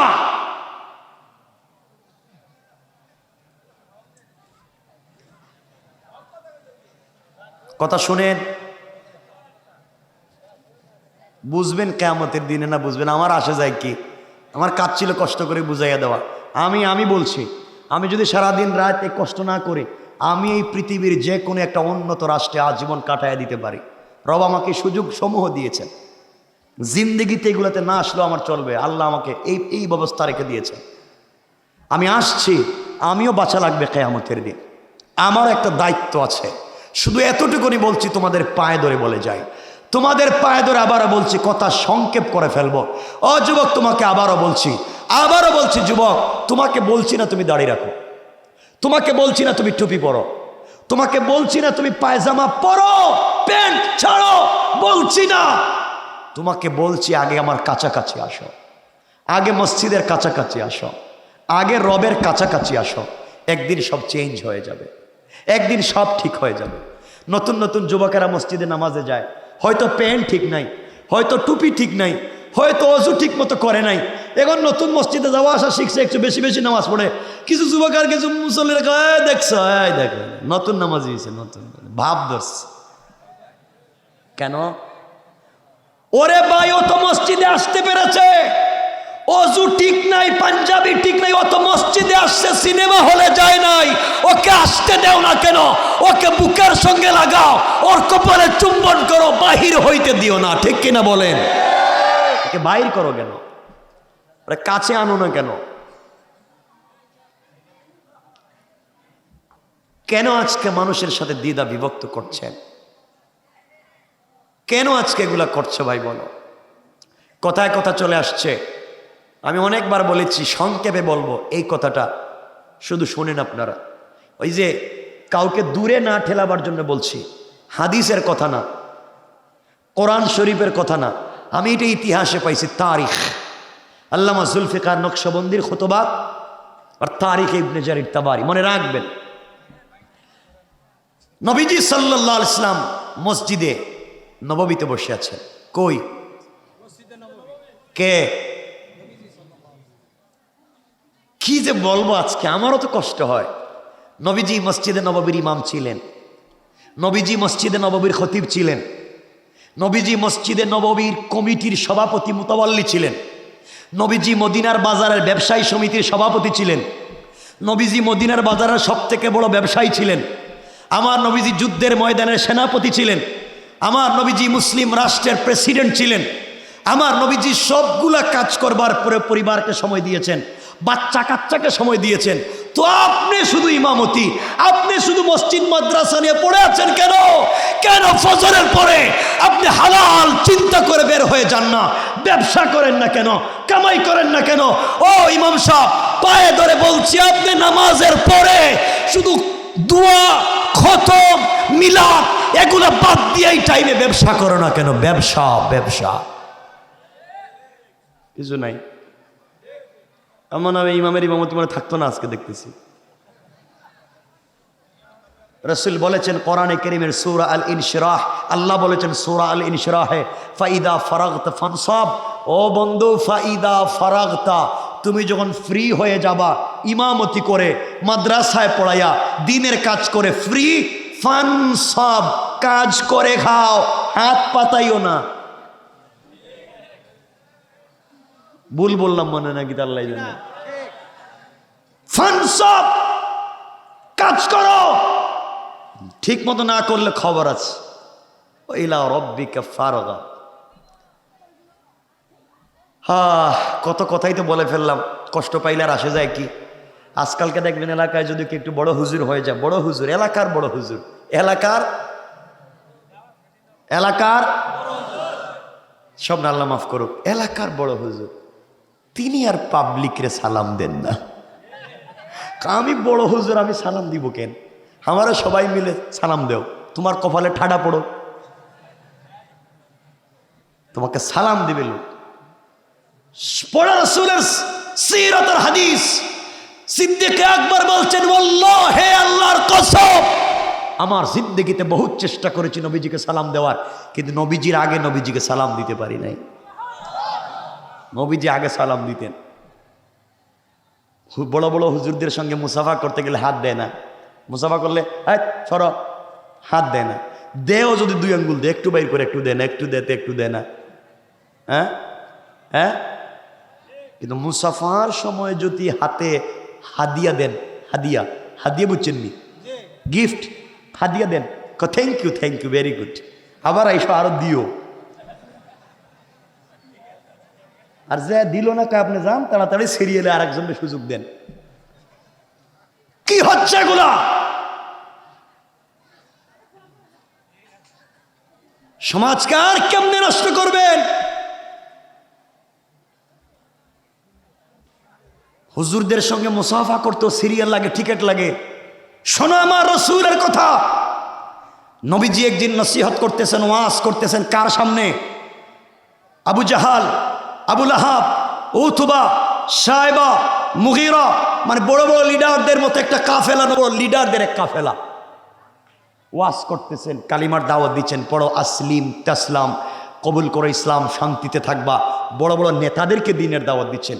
এমন সময় নবীজির একজন অন্ধ সাহাবী, কি সাহাবী?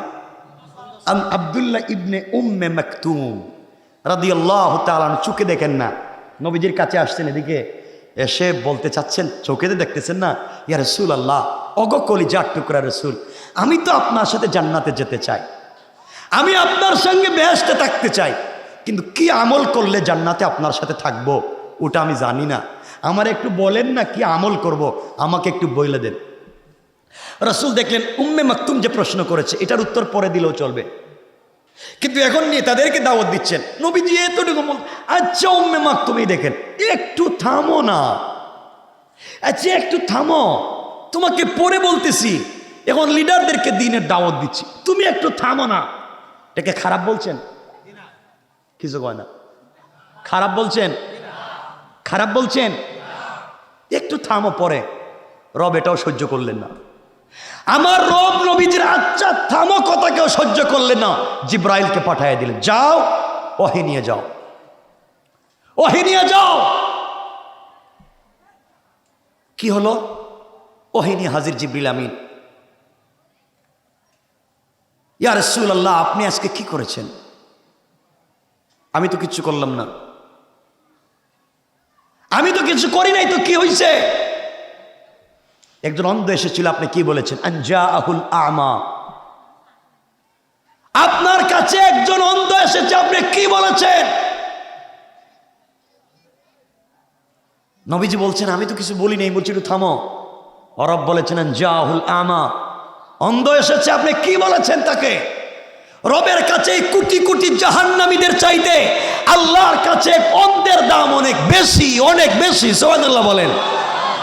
কারণ তার ভিতরে আছে ঈমান, তার ভিতরে আপনার পরিচয়, তার ভিতরে আছে আমার পরিচয়।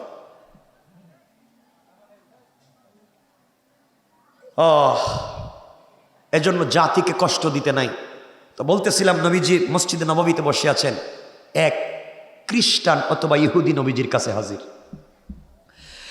আমার মুসলমান বন্ধুগণ, গভীর মনোযোগ। আল্লাহর পয়গম্বর, আখিরি জামানার নবী, সরকারে কায়নাত, দু জাহানের সরদার, নবী রহমত জনাবে মুহাম্মদুর রাসূলুল্লাহ সাল্লাল্লাহু আলাইহি ওয়াসাল্লাম বসে আছেন, দ্বীনের দাওয়াত দিয়ে যাচ্ছেন, কথাগুলা বলছেন। একজন বিধর্মী হাতের মধ্যে তরবারি নিয়ে আমার নবীকে আঘাত করবার জন্য আসছে। দুনিয়ার জমিন থেকে আমার নবীকে উঠাইয়া দেওয়ার জন্য আসছে, তরবারি নিয়ে আসছে, নবীজিকে উঠাইয়া দিবে। তার মনে একটাই চিন্তা, দুনিয়ার জমিন থেকে মুহাম্মদ ইবনে আব্দুল্লাহকে উঠাইয়া দেব। এই চিন্তা করে রাসূলে পাকের সামনে হাজির হয়ে গেল। তরবারি খুলেছে, আমার রসুলকে আঘাত করবে। নবীজির সামনে কেউ যদি আসতো, যে আসুক না কেন, তিনি মুচকি হাসি দিয়ে দাঁড়িয়ে যেতেন, হাত ধরে মুসাফা করতেন, বুকের সঙ্গে লাগাইয়া চাপ দিতেন। ইহুদি যখন আমার নবীর সামনে হাজির হয়ে গেল, নবীজি তার হাত চাপটে ধরলেন, কপালে চুম্বন করলেন, বুকের সঙ্গে জড়ায়া মুচকি হাসি দিয়ে বলছেন, যুবক রে, কি জন্য এসেছো, কি জানতে চাও বলো। যুবক চিন্তায় পড়ে গেল, কাকে মারবার জন্য আসলাম, কাকে আঘাত করবার জন্য এসেছি, তার চরিত্র কি এত সুন্দর হতে পারে? নবীজি যখন তার কপালে চুম্বন করেছেন, বুকের সঙ্গে জড়িয়ে ধরেছেন, সঙ্গে সঙ্গে তার শরীর থেকে মিশকে আম্বরের ঘ্রাণ বের হতে লাগলো। তার শরীরের সঙ্গে সরকারে কায়নাতের বুক ঠোকন লেগে গিয়েছে। চিন্তার পরিবর্তন চলে এসেছে, আহারে কারে মারবার জন্য আসলাম, তার চরিত্র কি এমন? বলতে লাগলো, মুহাম্মদ ইবনে আব্দুল্লাহ, চললাম বাড়ির দিকে চললাম, অন্যদিন এসে আপনার কাছে বলবো কেন এসেছি। এই কথা বলে চলে গেল। রাসূল পাকের দরবার থেকে যখন নিজের বাড়িতে পৌঁছে গেল, চিন্তায় পড়ে গেল, কাকে দেখলাম, কার কাছে গেলাম, তার আদর্শ কি এত সুন্দর হতে পারে? এমন আদর্শের কি মানুষ হতে পারে? এত সুন্দর চমৎকার কি তার পারফিউম হতে পারে? রাত্রবেলা ঘুমিয়ে পড়লাম, স্বপ্নে দেখতেছে আল্লাহ রসুলের সঙ্গে বসে আছে, নবীর হাতের সঙ্গে হাত লাগায় এক কালিমা পড়ে মুসলমান হয়ে গিয়েছে। স্বপ্নে এগুলা দেখতেছে, ঘুম ভেঙে গিয়েছে, পাগলের মতো দৌড়ায়। আমি যে কথা বলতে চাই ভালো করে বুঝবেন। পরের দিন আমার নবীর সামনে হাজির, ডাক দিয়া বলছে, মুহাম্মদ ইবনে আব্দুল্লাহ, ওই দিন এসেছিলাম আপনাকে দুনিয়ার জমিন থেকে বিদায় করে দেওয়ার জন্যে, উঠাইয়া দেওয়ার জন্যে। আমি বুঝতে পেরেছি আপনি আখিরি জামানার পয়গম্বর, দেরি করতে চাই না, আপনি আমাকে কালিমা পড়াইয়া মুসলমান বানাইয়া দেন। নবীজি বললেন, কেউ যদি ইসলামে আসতে চায় আমার কোনো আপত্তি নাই। যুবক বলছে, হুজুর আমি কালিমা পড়ব ঠিকই, কিন্তু আমার শর্ত আছে। নবীজি বললেন, যুবক কালিমা পড়তে চাও, আমার হাতে হাত রাখতে চাও, আমার শর্ত কি? যুবক বলছে, মুহাম্মদ ইবনে আব্দুল্লাহ, আমি কালিমা পড়তে চাই, কিন্তু শর্ত হলো আমি কোনোদিন নামাজ পড়ব না। কি পড়ব না? আমরা হইলে এরে পিটাইয়া বড় কালিমা পড়ছস, নামাজ পড়বে না, বাইরে মসজিদ থেকে। আমার নবী বলছেন, বাবা তুমি কালিমা পড়বে, নামাজ পড়বে কি পড়বে না এটা পরের সাবজেক্ট। কালিমা যখন পড়তে চাও আপত্তি নাই, কালিমা পড়ো।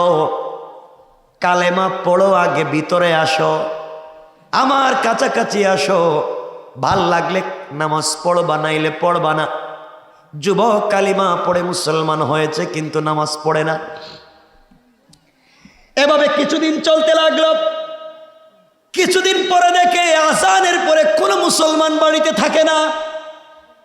আজান হলে ওই সময়কার মুসলমানেরা মসজিদে চলে যায়। যুবক চিন্তা করলো, আমি একা একা কেন থাকবো, তাহলে আমিও তো সালাত আদায় করতে পারি। নবীজির কাছে পৌঁছে গিয়েছে, ডাক দিয়া বলছে, ইয়া রাসূলুল্লাহ, ইয়া হাবিবাল্লাহ, পয়গম্বরে আরবি এতদিন বলছিলাম কালিমা পড়বো, নামাজ পড়বো না, আমাকে কেউ দাওয়াত দেয় নাই, জবরদস্তি ফোর্স করে নাই। আমি দেখলাম নামাজের সময় সবাই নামাজ পড়ে, আমি পড়ি না, কেমন খারাপ লাগে। এই মুহূর্তে আমিও সকলের সঙ্গে সালাত আদায় করতে চাই। নবীজি বলেন, ভালো কথা, আজকে সালাত পড়তে চাও, আপত্তি নাই। যুবক বলছে, ইয়া রাসূলুল্লাহ, সালাত পড়বো ঠিকই, কিন্তু আমার শর্ত আছে। নবীজি বলেন, আবার এখন শর্ত কি? যুবক বলছে, ইয়া রাসূলুল্লাহ, আমার শর্ত হলো নামাজ পড়বো, কিন্তু অজু করব না। কি করবে না? তা আমরা হইলে কি করতাম কন? ওই যে আগে যে বলছে যুবকদের ধাক্কায় মসজিদ থেকে বাইর করে দেন, আমরা হইলে বলতাম, বেটা নামাজ পড়বে, অজু করবে না, এদিকে আয়, কাছাকাছি আয়। নবীজি বললেন, ঠিক আছে, তুমি আগে নামাজ শুরু করো, আগে শুরু করো। যুবক সালাত শুরু করেছে। কিছুদিন যাওয়ার পরে গভীর রজনীতে ফজরের সালাতে মসজিদে আসছে। এসে দেখে হযরত আলী কাররামাল্লাহু ওয়াজহা মসজিদের কাছাকাছি, তিনি ওযু করতেছেন। হাত কোনই পর্যন্ত ধুইতে হয়, তিনি এতটুকুন ধোয়া শুরু করলেন। হযরত আলী পা টাকনু পর্যন্ত ধুইতে হয়, তিনি হাঁটু পর্যন্ত ধুচ্ছেন। যুবক দাঁড়াইয়া দাঁড়াইয়া দেখছে আর বলছে, আলী, নবীজির মুখ থেকে শুনছি ওযু করলে কোনই পর্যন্ত ধুইতে হয়, পা টাকনু পর্যন্ত ধুইতে হয়, তুমি এত বেশি দাও কেন? আলী বলছেন, যুবকরে তুই জানিস না, সামি'তু রাসূলুল্লাহি সাল্লাল্লাহু আলাইহি ওয়াসাল্লাম, আমি রাসূলে পাকের কাছ থেকে নিজের কানে শুনেছি, নবীজি বলেছেন, যে ওযুর মধ্যে যতটুকু অঙ্গ দৌত করবে, কিয়ামতের দিন তার শরীরের সেই অংশটুকুন নূরের মতো চমকাতে থাকবে। এজন্য আমি আলী চিন্তা করলাম, আমার হাত অর্ধেক চমকাবে, বাকি অর্ধেক চমকাবে না কেন? এই জন্য আমি পুরো হাত দৌত শুরু করলাম। যুবক বলে, সত্যি নাকি? আলী বললেন, সত্যি, আমি রাসূলের মুখ থেকে শুনেছি। যুবক বলছে, আলী তুই শুনে রাখ। আলী রে, তুমি শুনে রাখো, কসম করে বলছি, সত্যিকার অর্থে যদি যতটুকুন ধুইলে ততটুকুন যদি নূর চমকায়, আজকের থেকে আমি ওযু করব না, 5 ওয়াক্ত নামাজে 5 বার গোসল করতে চাই। আল্লাহু আকবার বলেন। এই যুবককে পিটানো লাগছে, মারতে হইছে, নামাজ পড়াবার জন্য পিটাইতে হইছে, কিছু কাছে আসার গল্প শিখাতে হয়েছে। কাছে আসো, আসতে দেও, আরো আসতে দেও, আরো কাছাকাছি আসুক, ভালো হয়ে যাবে। আর আমরা কাছে আর আগেই তো লাগেজের পিছনে, ঠিক না? তাই গেল 12টা কিন্তু হয়ে গেছে না, আমি বলছি কষ্ট হচ্ছে না? একটু হাত দেখান তো দেখি কার কার কষ্ট হচ্ছে। এখনো কষ্ট হচ্ছে।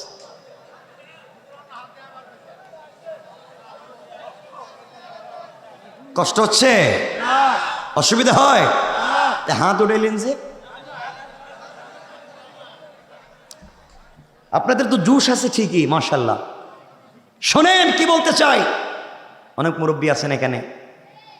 এজন্য বাবা যে কথা শুরু করছিলাম, সব সময় যে কাউকে যে কোনো জায়গায় সালাম দিবেন, যে কাউকে কিছু কয় না কেন, এরা বুঝতে পারবেন, মনে হচ্ছে আমি গুরুস্থানে ওয়াজ করতেছি, এত মানুষ। সালাম দিবেন ইনশাল্লাহ, বলেন ইনশাল্লাহ। বাসায় গিয়ে বউরেও সালাম দিবেন। এখন আওয়াজ কমাইলিস।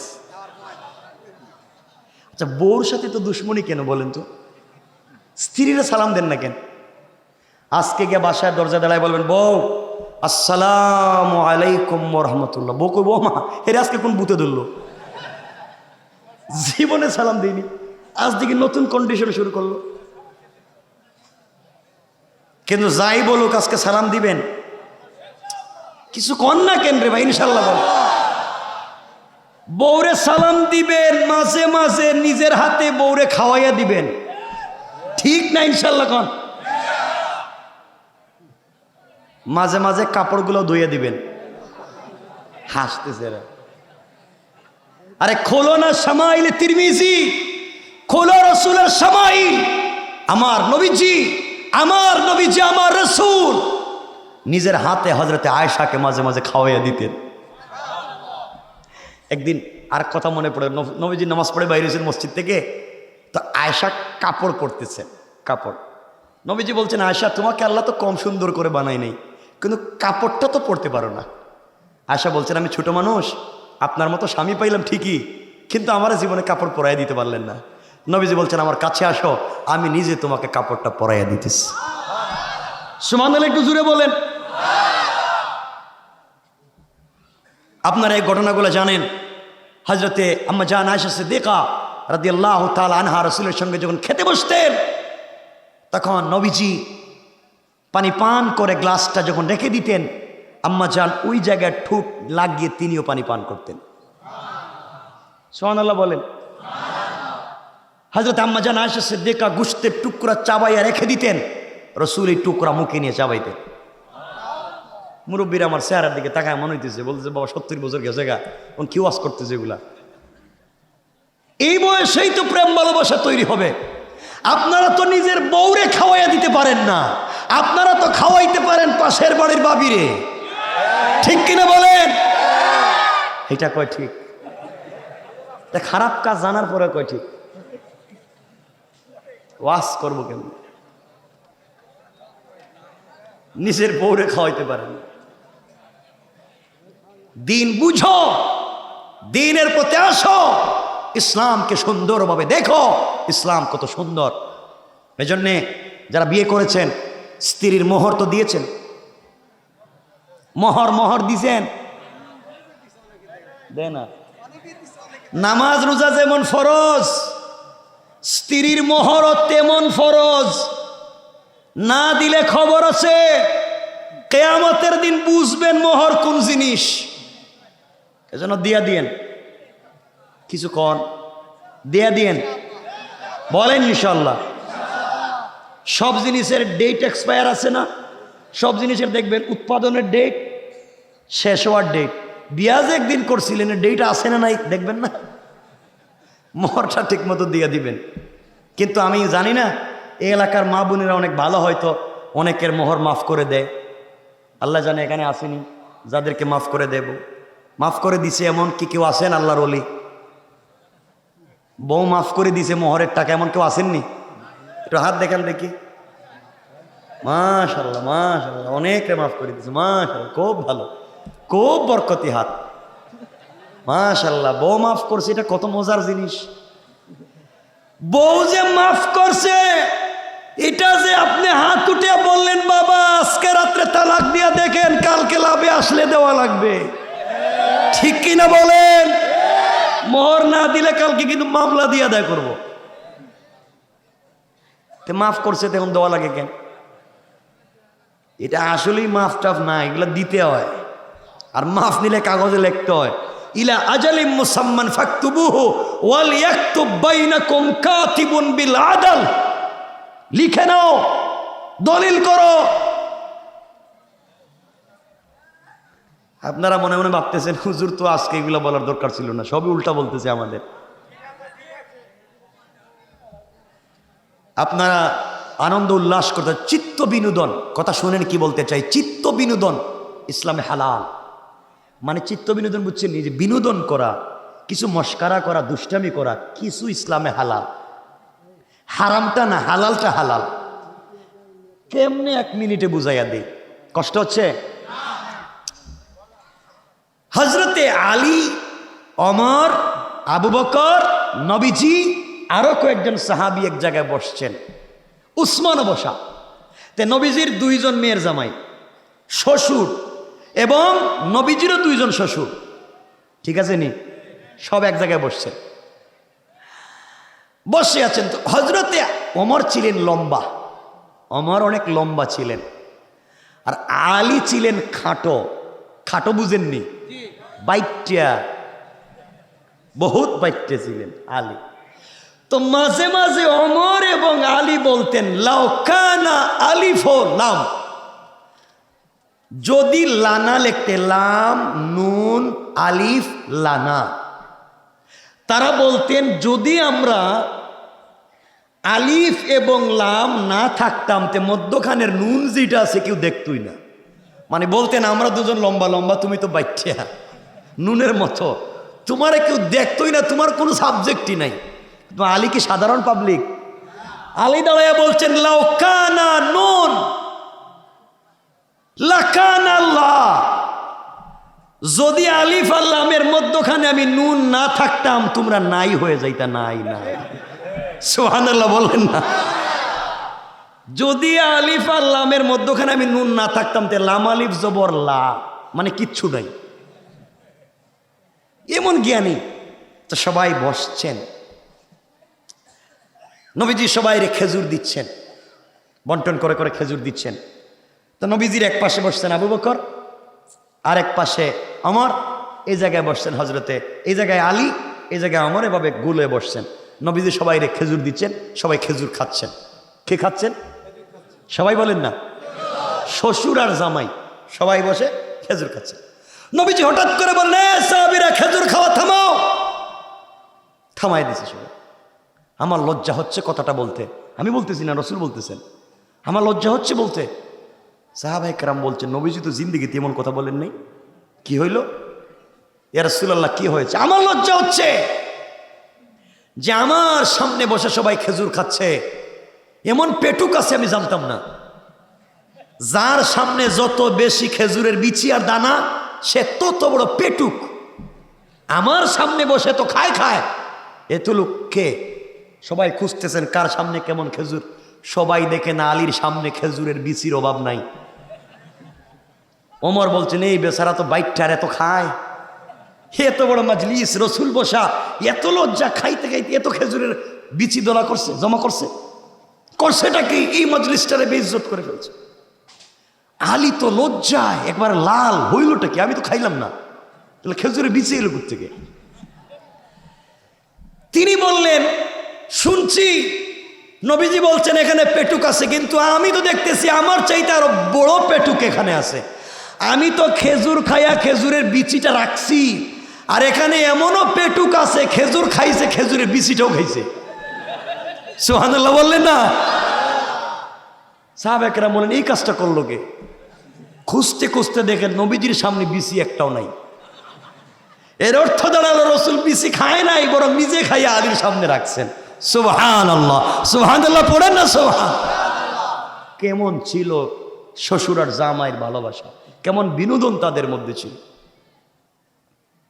কেমন ছিল তাদের। আর আমাদের শ্বশুর জামাই যদি রাস্তা দিয়ে হাঁটে, আপনাদের জামালপুর এই কুনেটা নদীর পার আসেনি, নদী নদীর পাড় দিয়ে শ্বশুরের জামাই ঠান্ডার সময় হাঁটতেছে, একবার লঙ্গি উল্টাইয়া বাঁধছে, জামাই শ্বশুরে বলছে আব্বা আপনার কাছে সিগারেট আছে নি, একটু দেন দেখি কেমন লাগে। দুজন সিগারেট খাইতেছে আর গল্প করতেছে। এই হচ্ছে আমাদের কন্ডিশন আর কোয়ালিটি।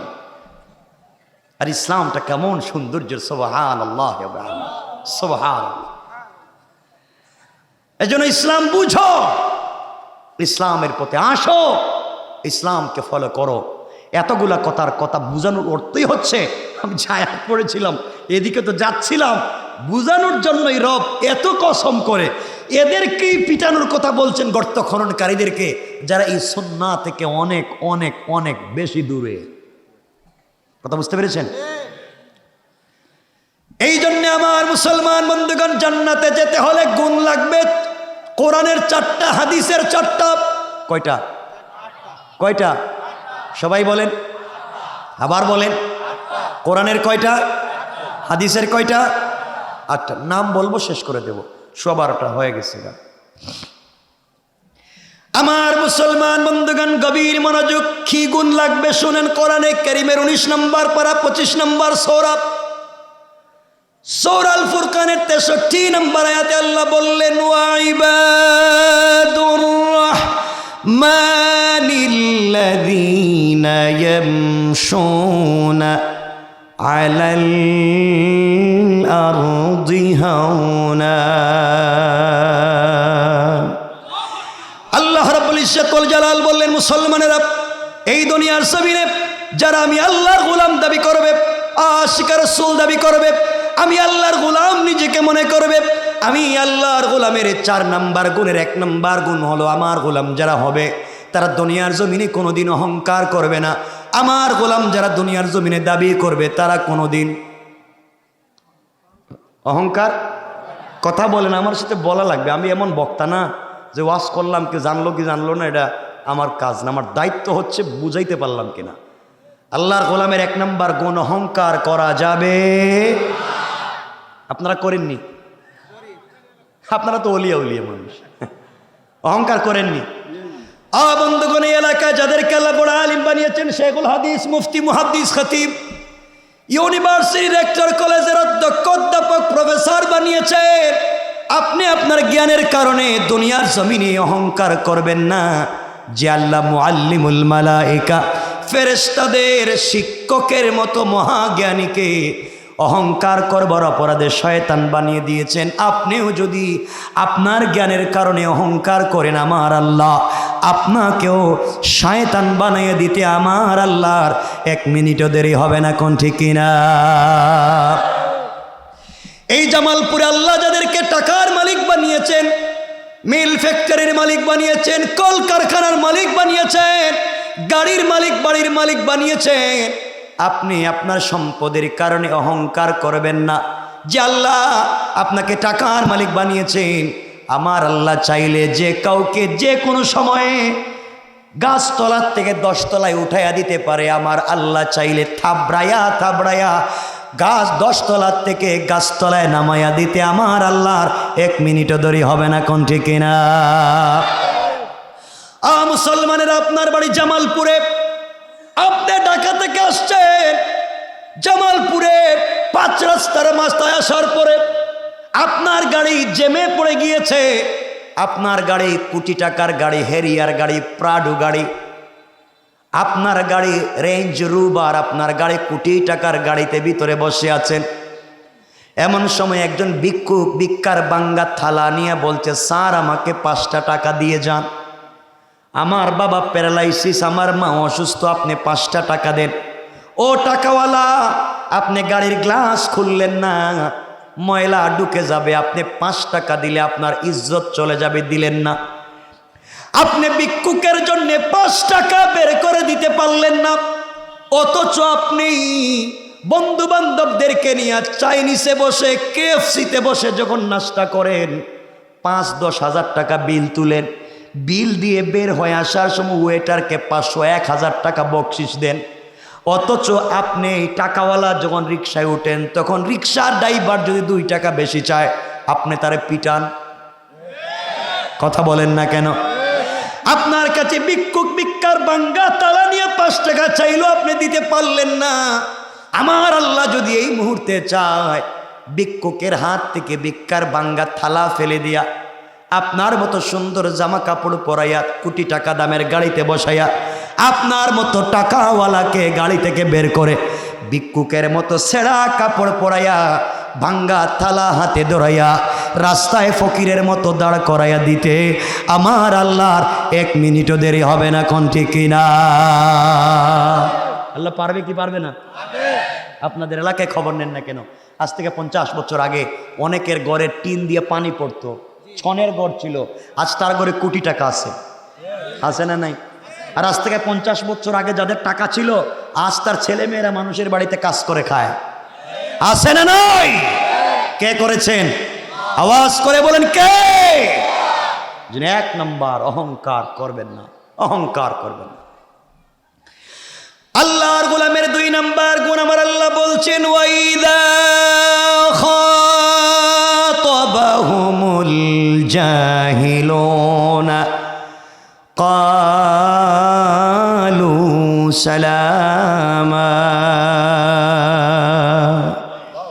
আল্লাহ রাব্বুল ইজ্জত ওয়াল জালাল বললেন, মুসলমানেরা, এই দুনিয়ার জমিনে যারা আমি আল্লাহর গোলাম দাবি করবে, আশিক রাসূল দাবি করবে, আমি আল্লাহর গোলামের 2 নাম্বার গুণ হলো, আমার গোলামকে কেউ গালি দিলে গালির জবাব দিবে না, আমার গোলামকে মারলে কেউ মারের জবাব দিবে না, আমার গোলামের গীবত শেখায়ত করলে জবাব দিবে না, বরং আমার গোলামকে কেউ যদি গালি দেয়, আমার গোলাম গালির জবাবে গালি না দিয়া ওই ব্যক্তির জন্যে শান্তি আর সালামতির দোয়া করে যায়। কোন সুবহানাল্লাহ।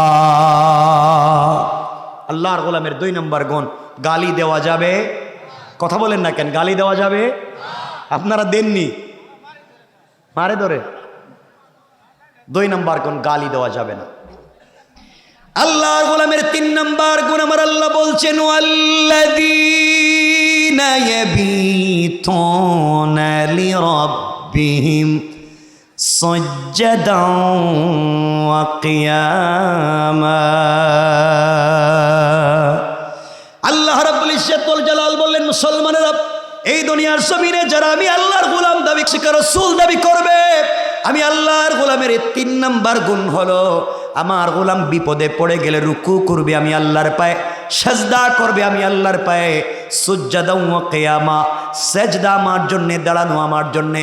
সুতরাং আল্লাহর গোলাম যারা হবে সকল সময় সাজদা করবে আল্লাহর পায়ে।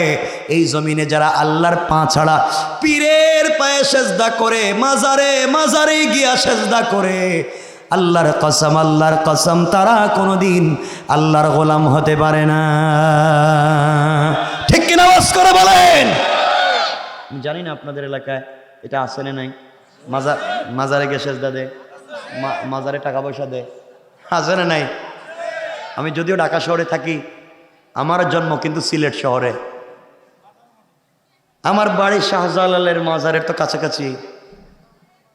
শাহজালাল জবরদস্ত আল্লাহর ওয়ালি, শাহজালাল মুজাররদ ইয়ামানি জবরদস্ত আল্লাহর ওয়ালি, শাহপরান জবরদস্ত আল্লাহর ওয়ালি, সন্দেহ নাই।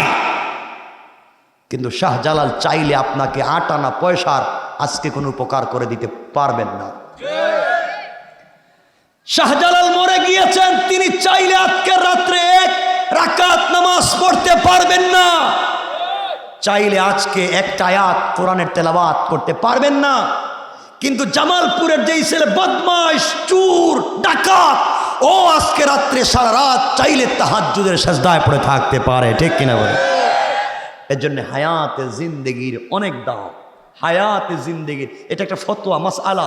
হায়াতে জিন্দেগির 1 মিনিট যদি কেউ 1 সেকেন্ড পৃথিবীতে বাঁচে, পৃথিবীর হায়াতে জিন্দেগির মাসআলা কায়েম করতে হবে।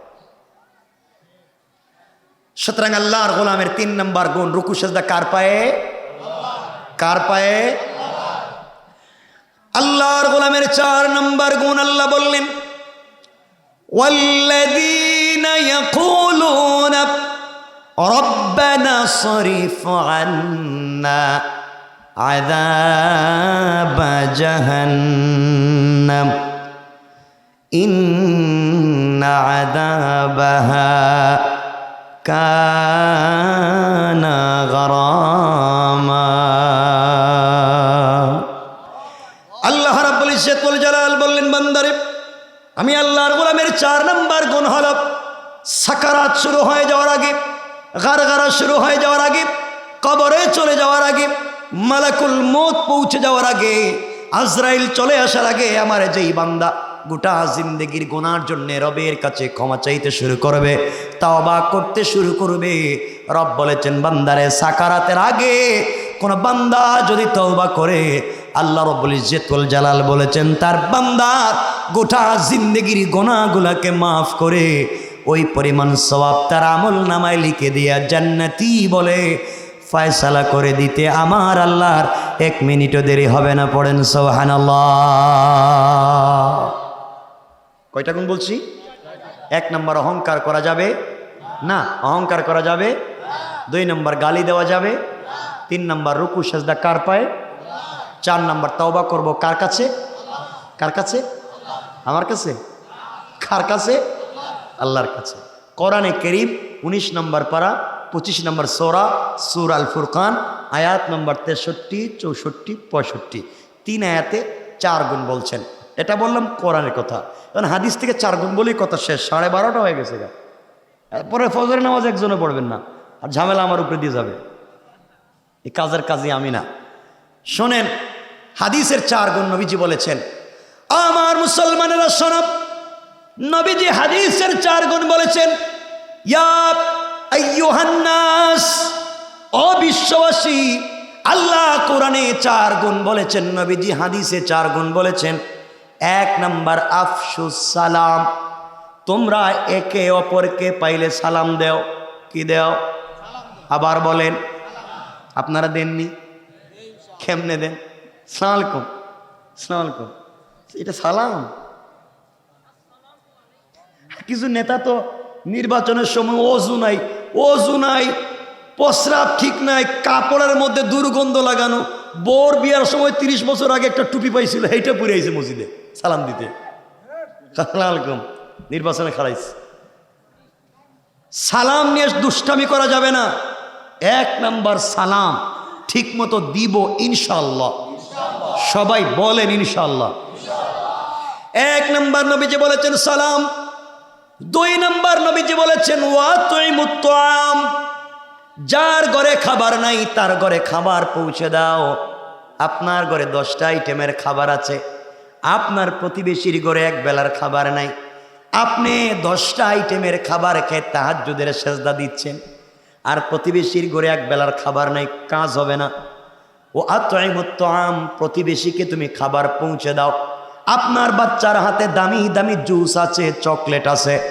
প্রতিবেশীর বাচ্চার হাতে দিতে পারলেন না জাহান্নামী এজন্য আমার নবীজি বলতেন ঘরের ভিতরে যদি ভালো কোনো রান্না হতো নবীজি বলতেন গোশতের মধ্যে একটু জুল বেশি দাও পানি বেশি দাও যেন প্রতিবেশীকে আমি কিছু না হলেও দিতে পারি এই জন্যে প্রতিবেশীর হক আদায় করবেন প্রতিবেশী হিন্দু না মুসলিম তা জানতে চাইবেন না যে কেউ হোক না কেন তার জরুরতটুকুন আপনি আদায় করে দেওয়ার চেষ্টা করবেন 2 নাম্বার সংক্ষেপ করে বললাম 3 নাম্বার নবীজি বলেছেন ওয়াসিলুল আরহাম আত্মীয়তার বন্ধন ঠিক রাখবেন কিন্তু আজকালকের যুবকেরা বিয়ের আগে ঠিকই আত্মীয়তার বন্ধন ঠিক রাখে বিয়ের আগে বিদেশ থেকে টাকা পয়সা মা বাবার জন্য পাঠায় ঢাকা শহরে তাকে মা বাপের জন্য টাকা পাঠায় কিন্তু ওই যুবক যেই যুবকটা বিয়ের আগে মা বাপের তো ভক্ত ছিল বিয়ের পরে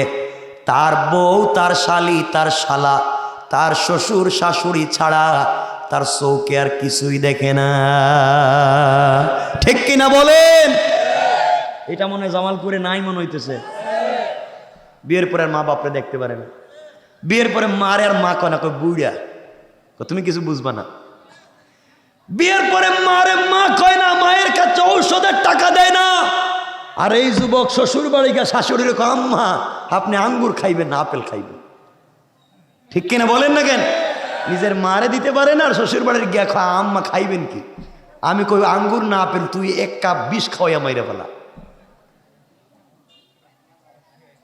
নিজের ভাই টেলিফোন দিয়ে বলছে ভাই আমি এসএসসি পরীক্ষা গোল্ডেন জিপিএ 5 পেয়েছি, আমাকে একটা আইফোনের দরকার নাই, এটা 1.5 ব্যাটারি মোবাইল দিলে 1.5 ব্যাটারি ওই যে 1500-1600 টাকায় পাওয়া যায়, একটা মোবাইল দিলে চলবে। কয় না, সারা জিন্দগি তোদেরকে খাওয়াইতে খাওয়াইতে আমার জিন্দগি শেষ, তুই এখন আরো চাস। কিছুক্ষণ পরে শালি ফোন দিয়ে বলছে, দুলা ভাই আমি তো কাম সাইরা ফেলাইছি। হ্যাঁ আমারে একটা কিছুদিন, হ্যাঁ হ্যাঁ থ্যাংক ইউ, তোমাকে কিছুক্ষণ পরে একটা আইফোন গিফট দিতেছি। ঠিক কিনা? সব শ্বশুর বাড়ির জন্য, নিজের মা বাপের জন্য করে না।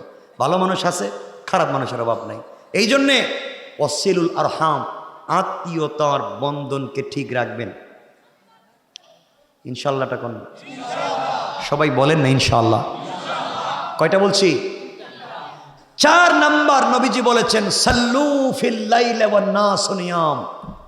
গভীর রাত্র যখন হয়ে যায়, সবাই যখন ঘুমিয়ে যায়, আল্লাহর নবী বলেছেন গভীর রাত্র যখন হয়ে যায়, কত স্ত্রী তার স্বামীর বুকের উপরে মাথা রেখে ঘুমায়, কত বাচ্চা মায়ের কোলে ঘুমায়, কত বাচ্চা বাবার কোলে ঘুমায়, পৃথিবীর পশু পাখিগুলা ঘুমিয়ে যায়।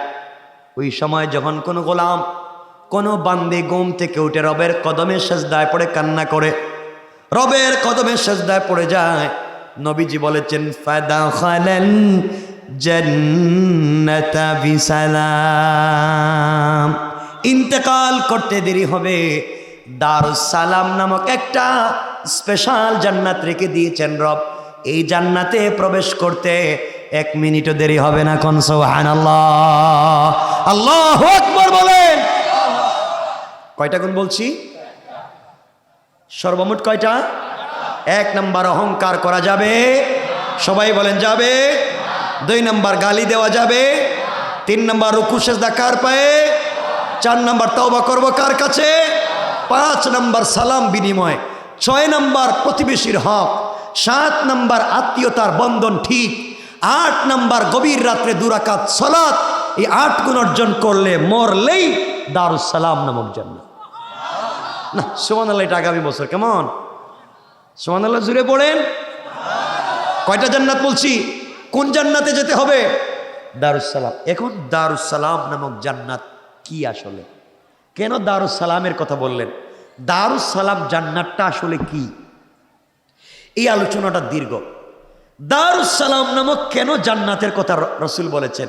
দারুস সালাম তো ওই জান্নাত, যেই জান্নাতে বান্দারা থাকবে বসা আর রব থাকবেন দাঁড়ানো।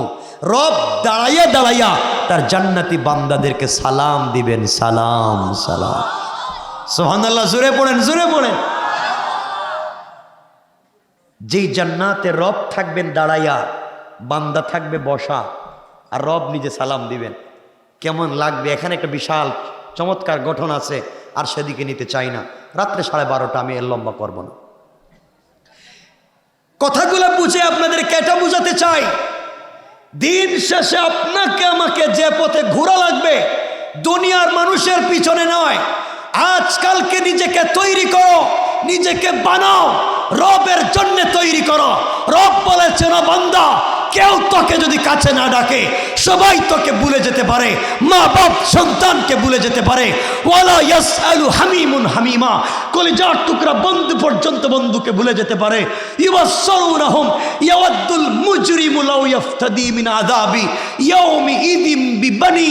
সূরা আল মাআরিজে রব বলেছেন সন্তান পর্যন্ত ভুলে যেতে পারে। আল্লাহ বলেছেন বান্দা সবাই যদি ভুলে যায়, তুই যদি আমাকে দুনিয়ায় মনে রাখতে পারিস, আখিরাতে আমি তোকে ভুলে যাব না। সুবহানাল্লাহ জোরে পড়েন, জোরে পড়েন। এজন্যে আমরা দিন শেষে স্মরণ করব কাকে? সবাই বলেন কাকে? বসেন, শেষ কথা আমার, এটা আপনাদের কাছে আমার মেসেজ, শেষ কথা।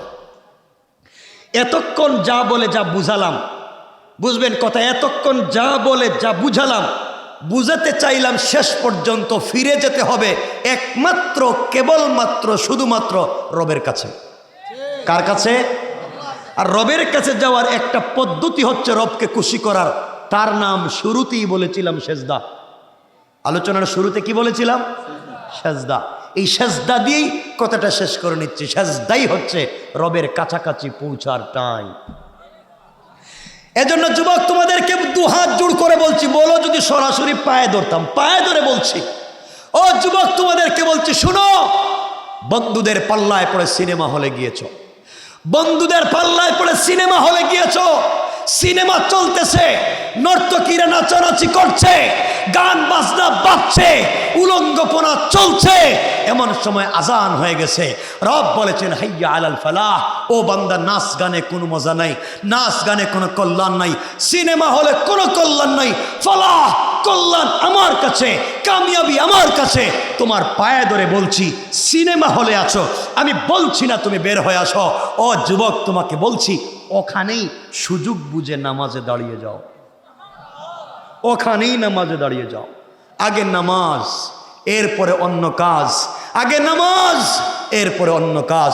ও যুবক, তুমি বন্ধুদের পাল্লায় পড়ে মদের বারে গিয়েছ, মদের বারে গিয়েছ, মদের বারেও নর্তকীরা নাচানাচি করছে, তোমার হাতে মদের বোতল, লাইট রিমঝিম জ্বলছে, নাচানাচি চলছে, আজান হয়ে গেছে। তোদের পায়ে ধরে বলছি, মদের বোতলটা টেবিলে রাইখা দাও, আগে নামাজে দাঁড়িয়ে যাও, আগে নামাজে দাঁড়িয়ে যাও, আগে নামাজে দাঁড়িয়ে যাও। বন্ধু তোমাকে আবার বলছি, তুমি ফেন্সি ডিলের বারে গিয়েছ, ফেন্সি ডিলের বোতল তোমার হাতে, নামাজের সময় হয়ে গেছে, বোতলটা পকেটে রাইখা দাও, আগে নামাজে দাঁড়িয়ে যাও, আগে নামাজে দাঁড়াও, আগে নামাজে দাঁড়াও। ও বন্ধু তোমাকে আবারও বলছি, তোমার হাতে ইয়াবা ট্যাবলেট, নামাজের সময় হয়ে গিয়েছে, রব বলছেন হাইয়া আলাল ফালাহ, ও বান্দা তোর হাতে যে ট্যাবলেট, ট্যাবলেটে কোনো কল্যাণ নাই, ট্যাবলেটে তোকে শান্তি দিতে পারবে না, ট্যাবলেটটা পকেটে রাইখা দাও, আগে নামাজে দাঁড়িয়ে যাও, আগে নামাজে দাঁড়িয়ে যাও। ও বন্ধু তোমাকে আবারও বলছি, আবারও বলছি, তুমি জিনা করেছ, বদমাইশি করেছ, বন্ধুদের পাল্লায় পড়ে নিমক হারামি করেছ, তুমি অপবিত্র, নামাজের সময় হয়ে গিয়েছে, ওখানে পবিত্র হইয়া ওখানে নামাজে দাঁড়িয়ে যাও, আগে নামাজটা পড়ে ফেলো, এরপর অন্য কাজ, আগে নামাজটা পড়ে ফেলো। ও বন্ধু, তোমার যদি শরীরে একটা পাঞ্জাবি থাকে, পাঞ্জাবি পরে নামাজে দাঁড়িয়ে যাও, পাঞ্জাবি যদি না থাকে একটা শার্ট পরে নামাজে দাঁড়িয়ে যাও, শার্ট যদি না থাকে একটা টি শার্ট পরে নামাজে দাঁড়িয়ে যাও, টি শার্টও যদি না থাকে একটা স্যান্ডু গেঞ্জি পরে নামাজে দাঁড়িয়ে যাও, স্যান্ডু গেঞ্জিও যদি না থাকে খালি গায়ে, তাও তুমি নামাজে দাঁড়িয়ে যাও। মাথায় যদি টুপি থাকে টুপি পরে নামাজে দাঁড়িয়ে যাও, টুপি যদি না থাকে খালি মাথায় তুমি নামাজে দাঁড়িয়ে যাও। ও যুবক, তোমার পরনে যদি একটা পায়জামা থাকে, পায়জামা পরে নামাজে দাঁড়িয়ে যাও, পায়জামা যদি না থাকে একটা প্যান্ট পরে নামাজে দাঁড়িয়ে যাও, প্যান্টও যদি তোমার না থাকে তাইলে 3 কোয়ার্টার পরে নামাজে দাঁড়িয়ে যাও, 3 কোয়ার্টারও যদি না থাকে নাভির থেকে হাঁটু পর্যন্ত ঢাকো, তাও তুমি নামাজে দাঁড়িয়ে যাও।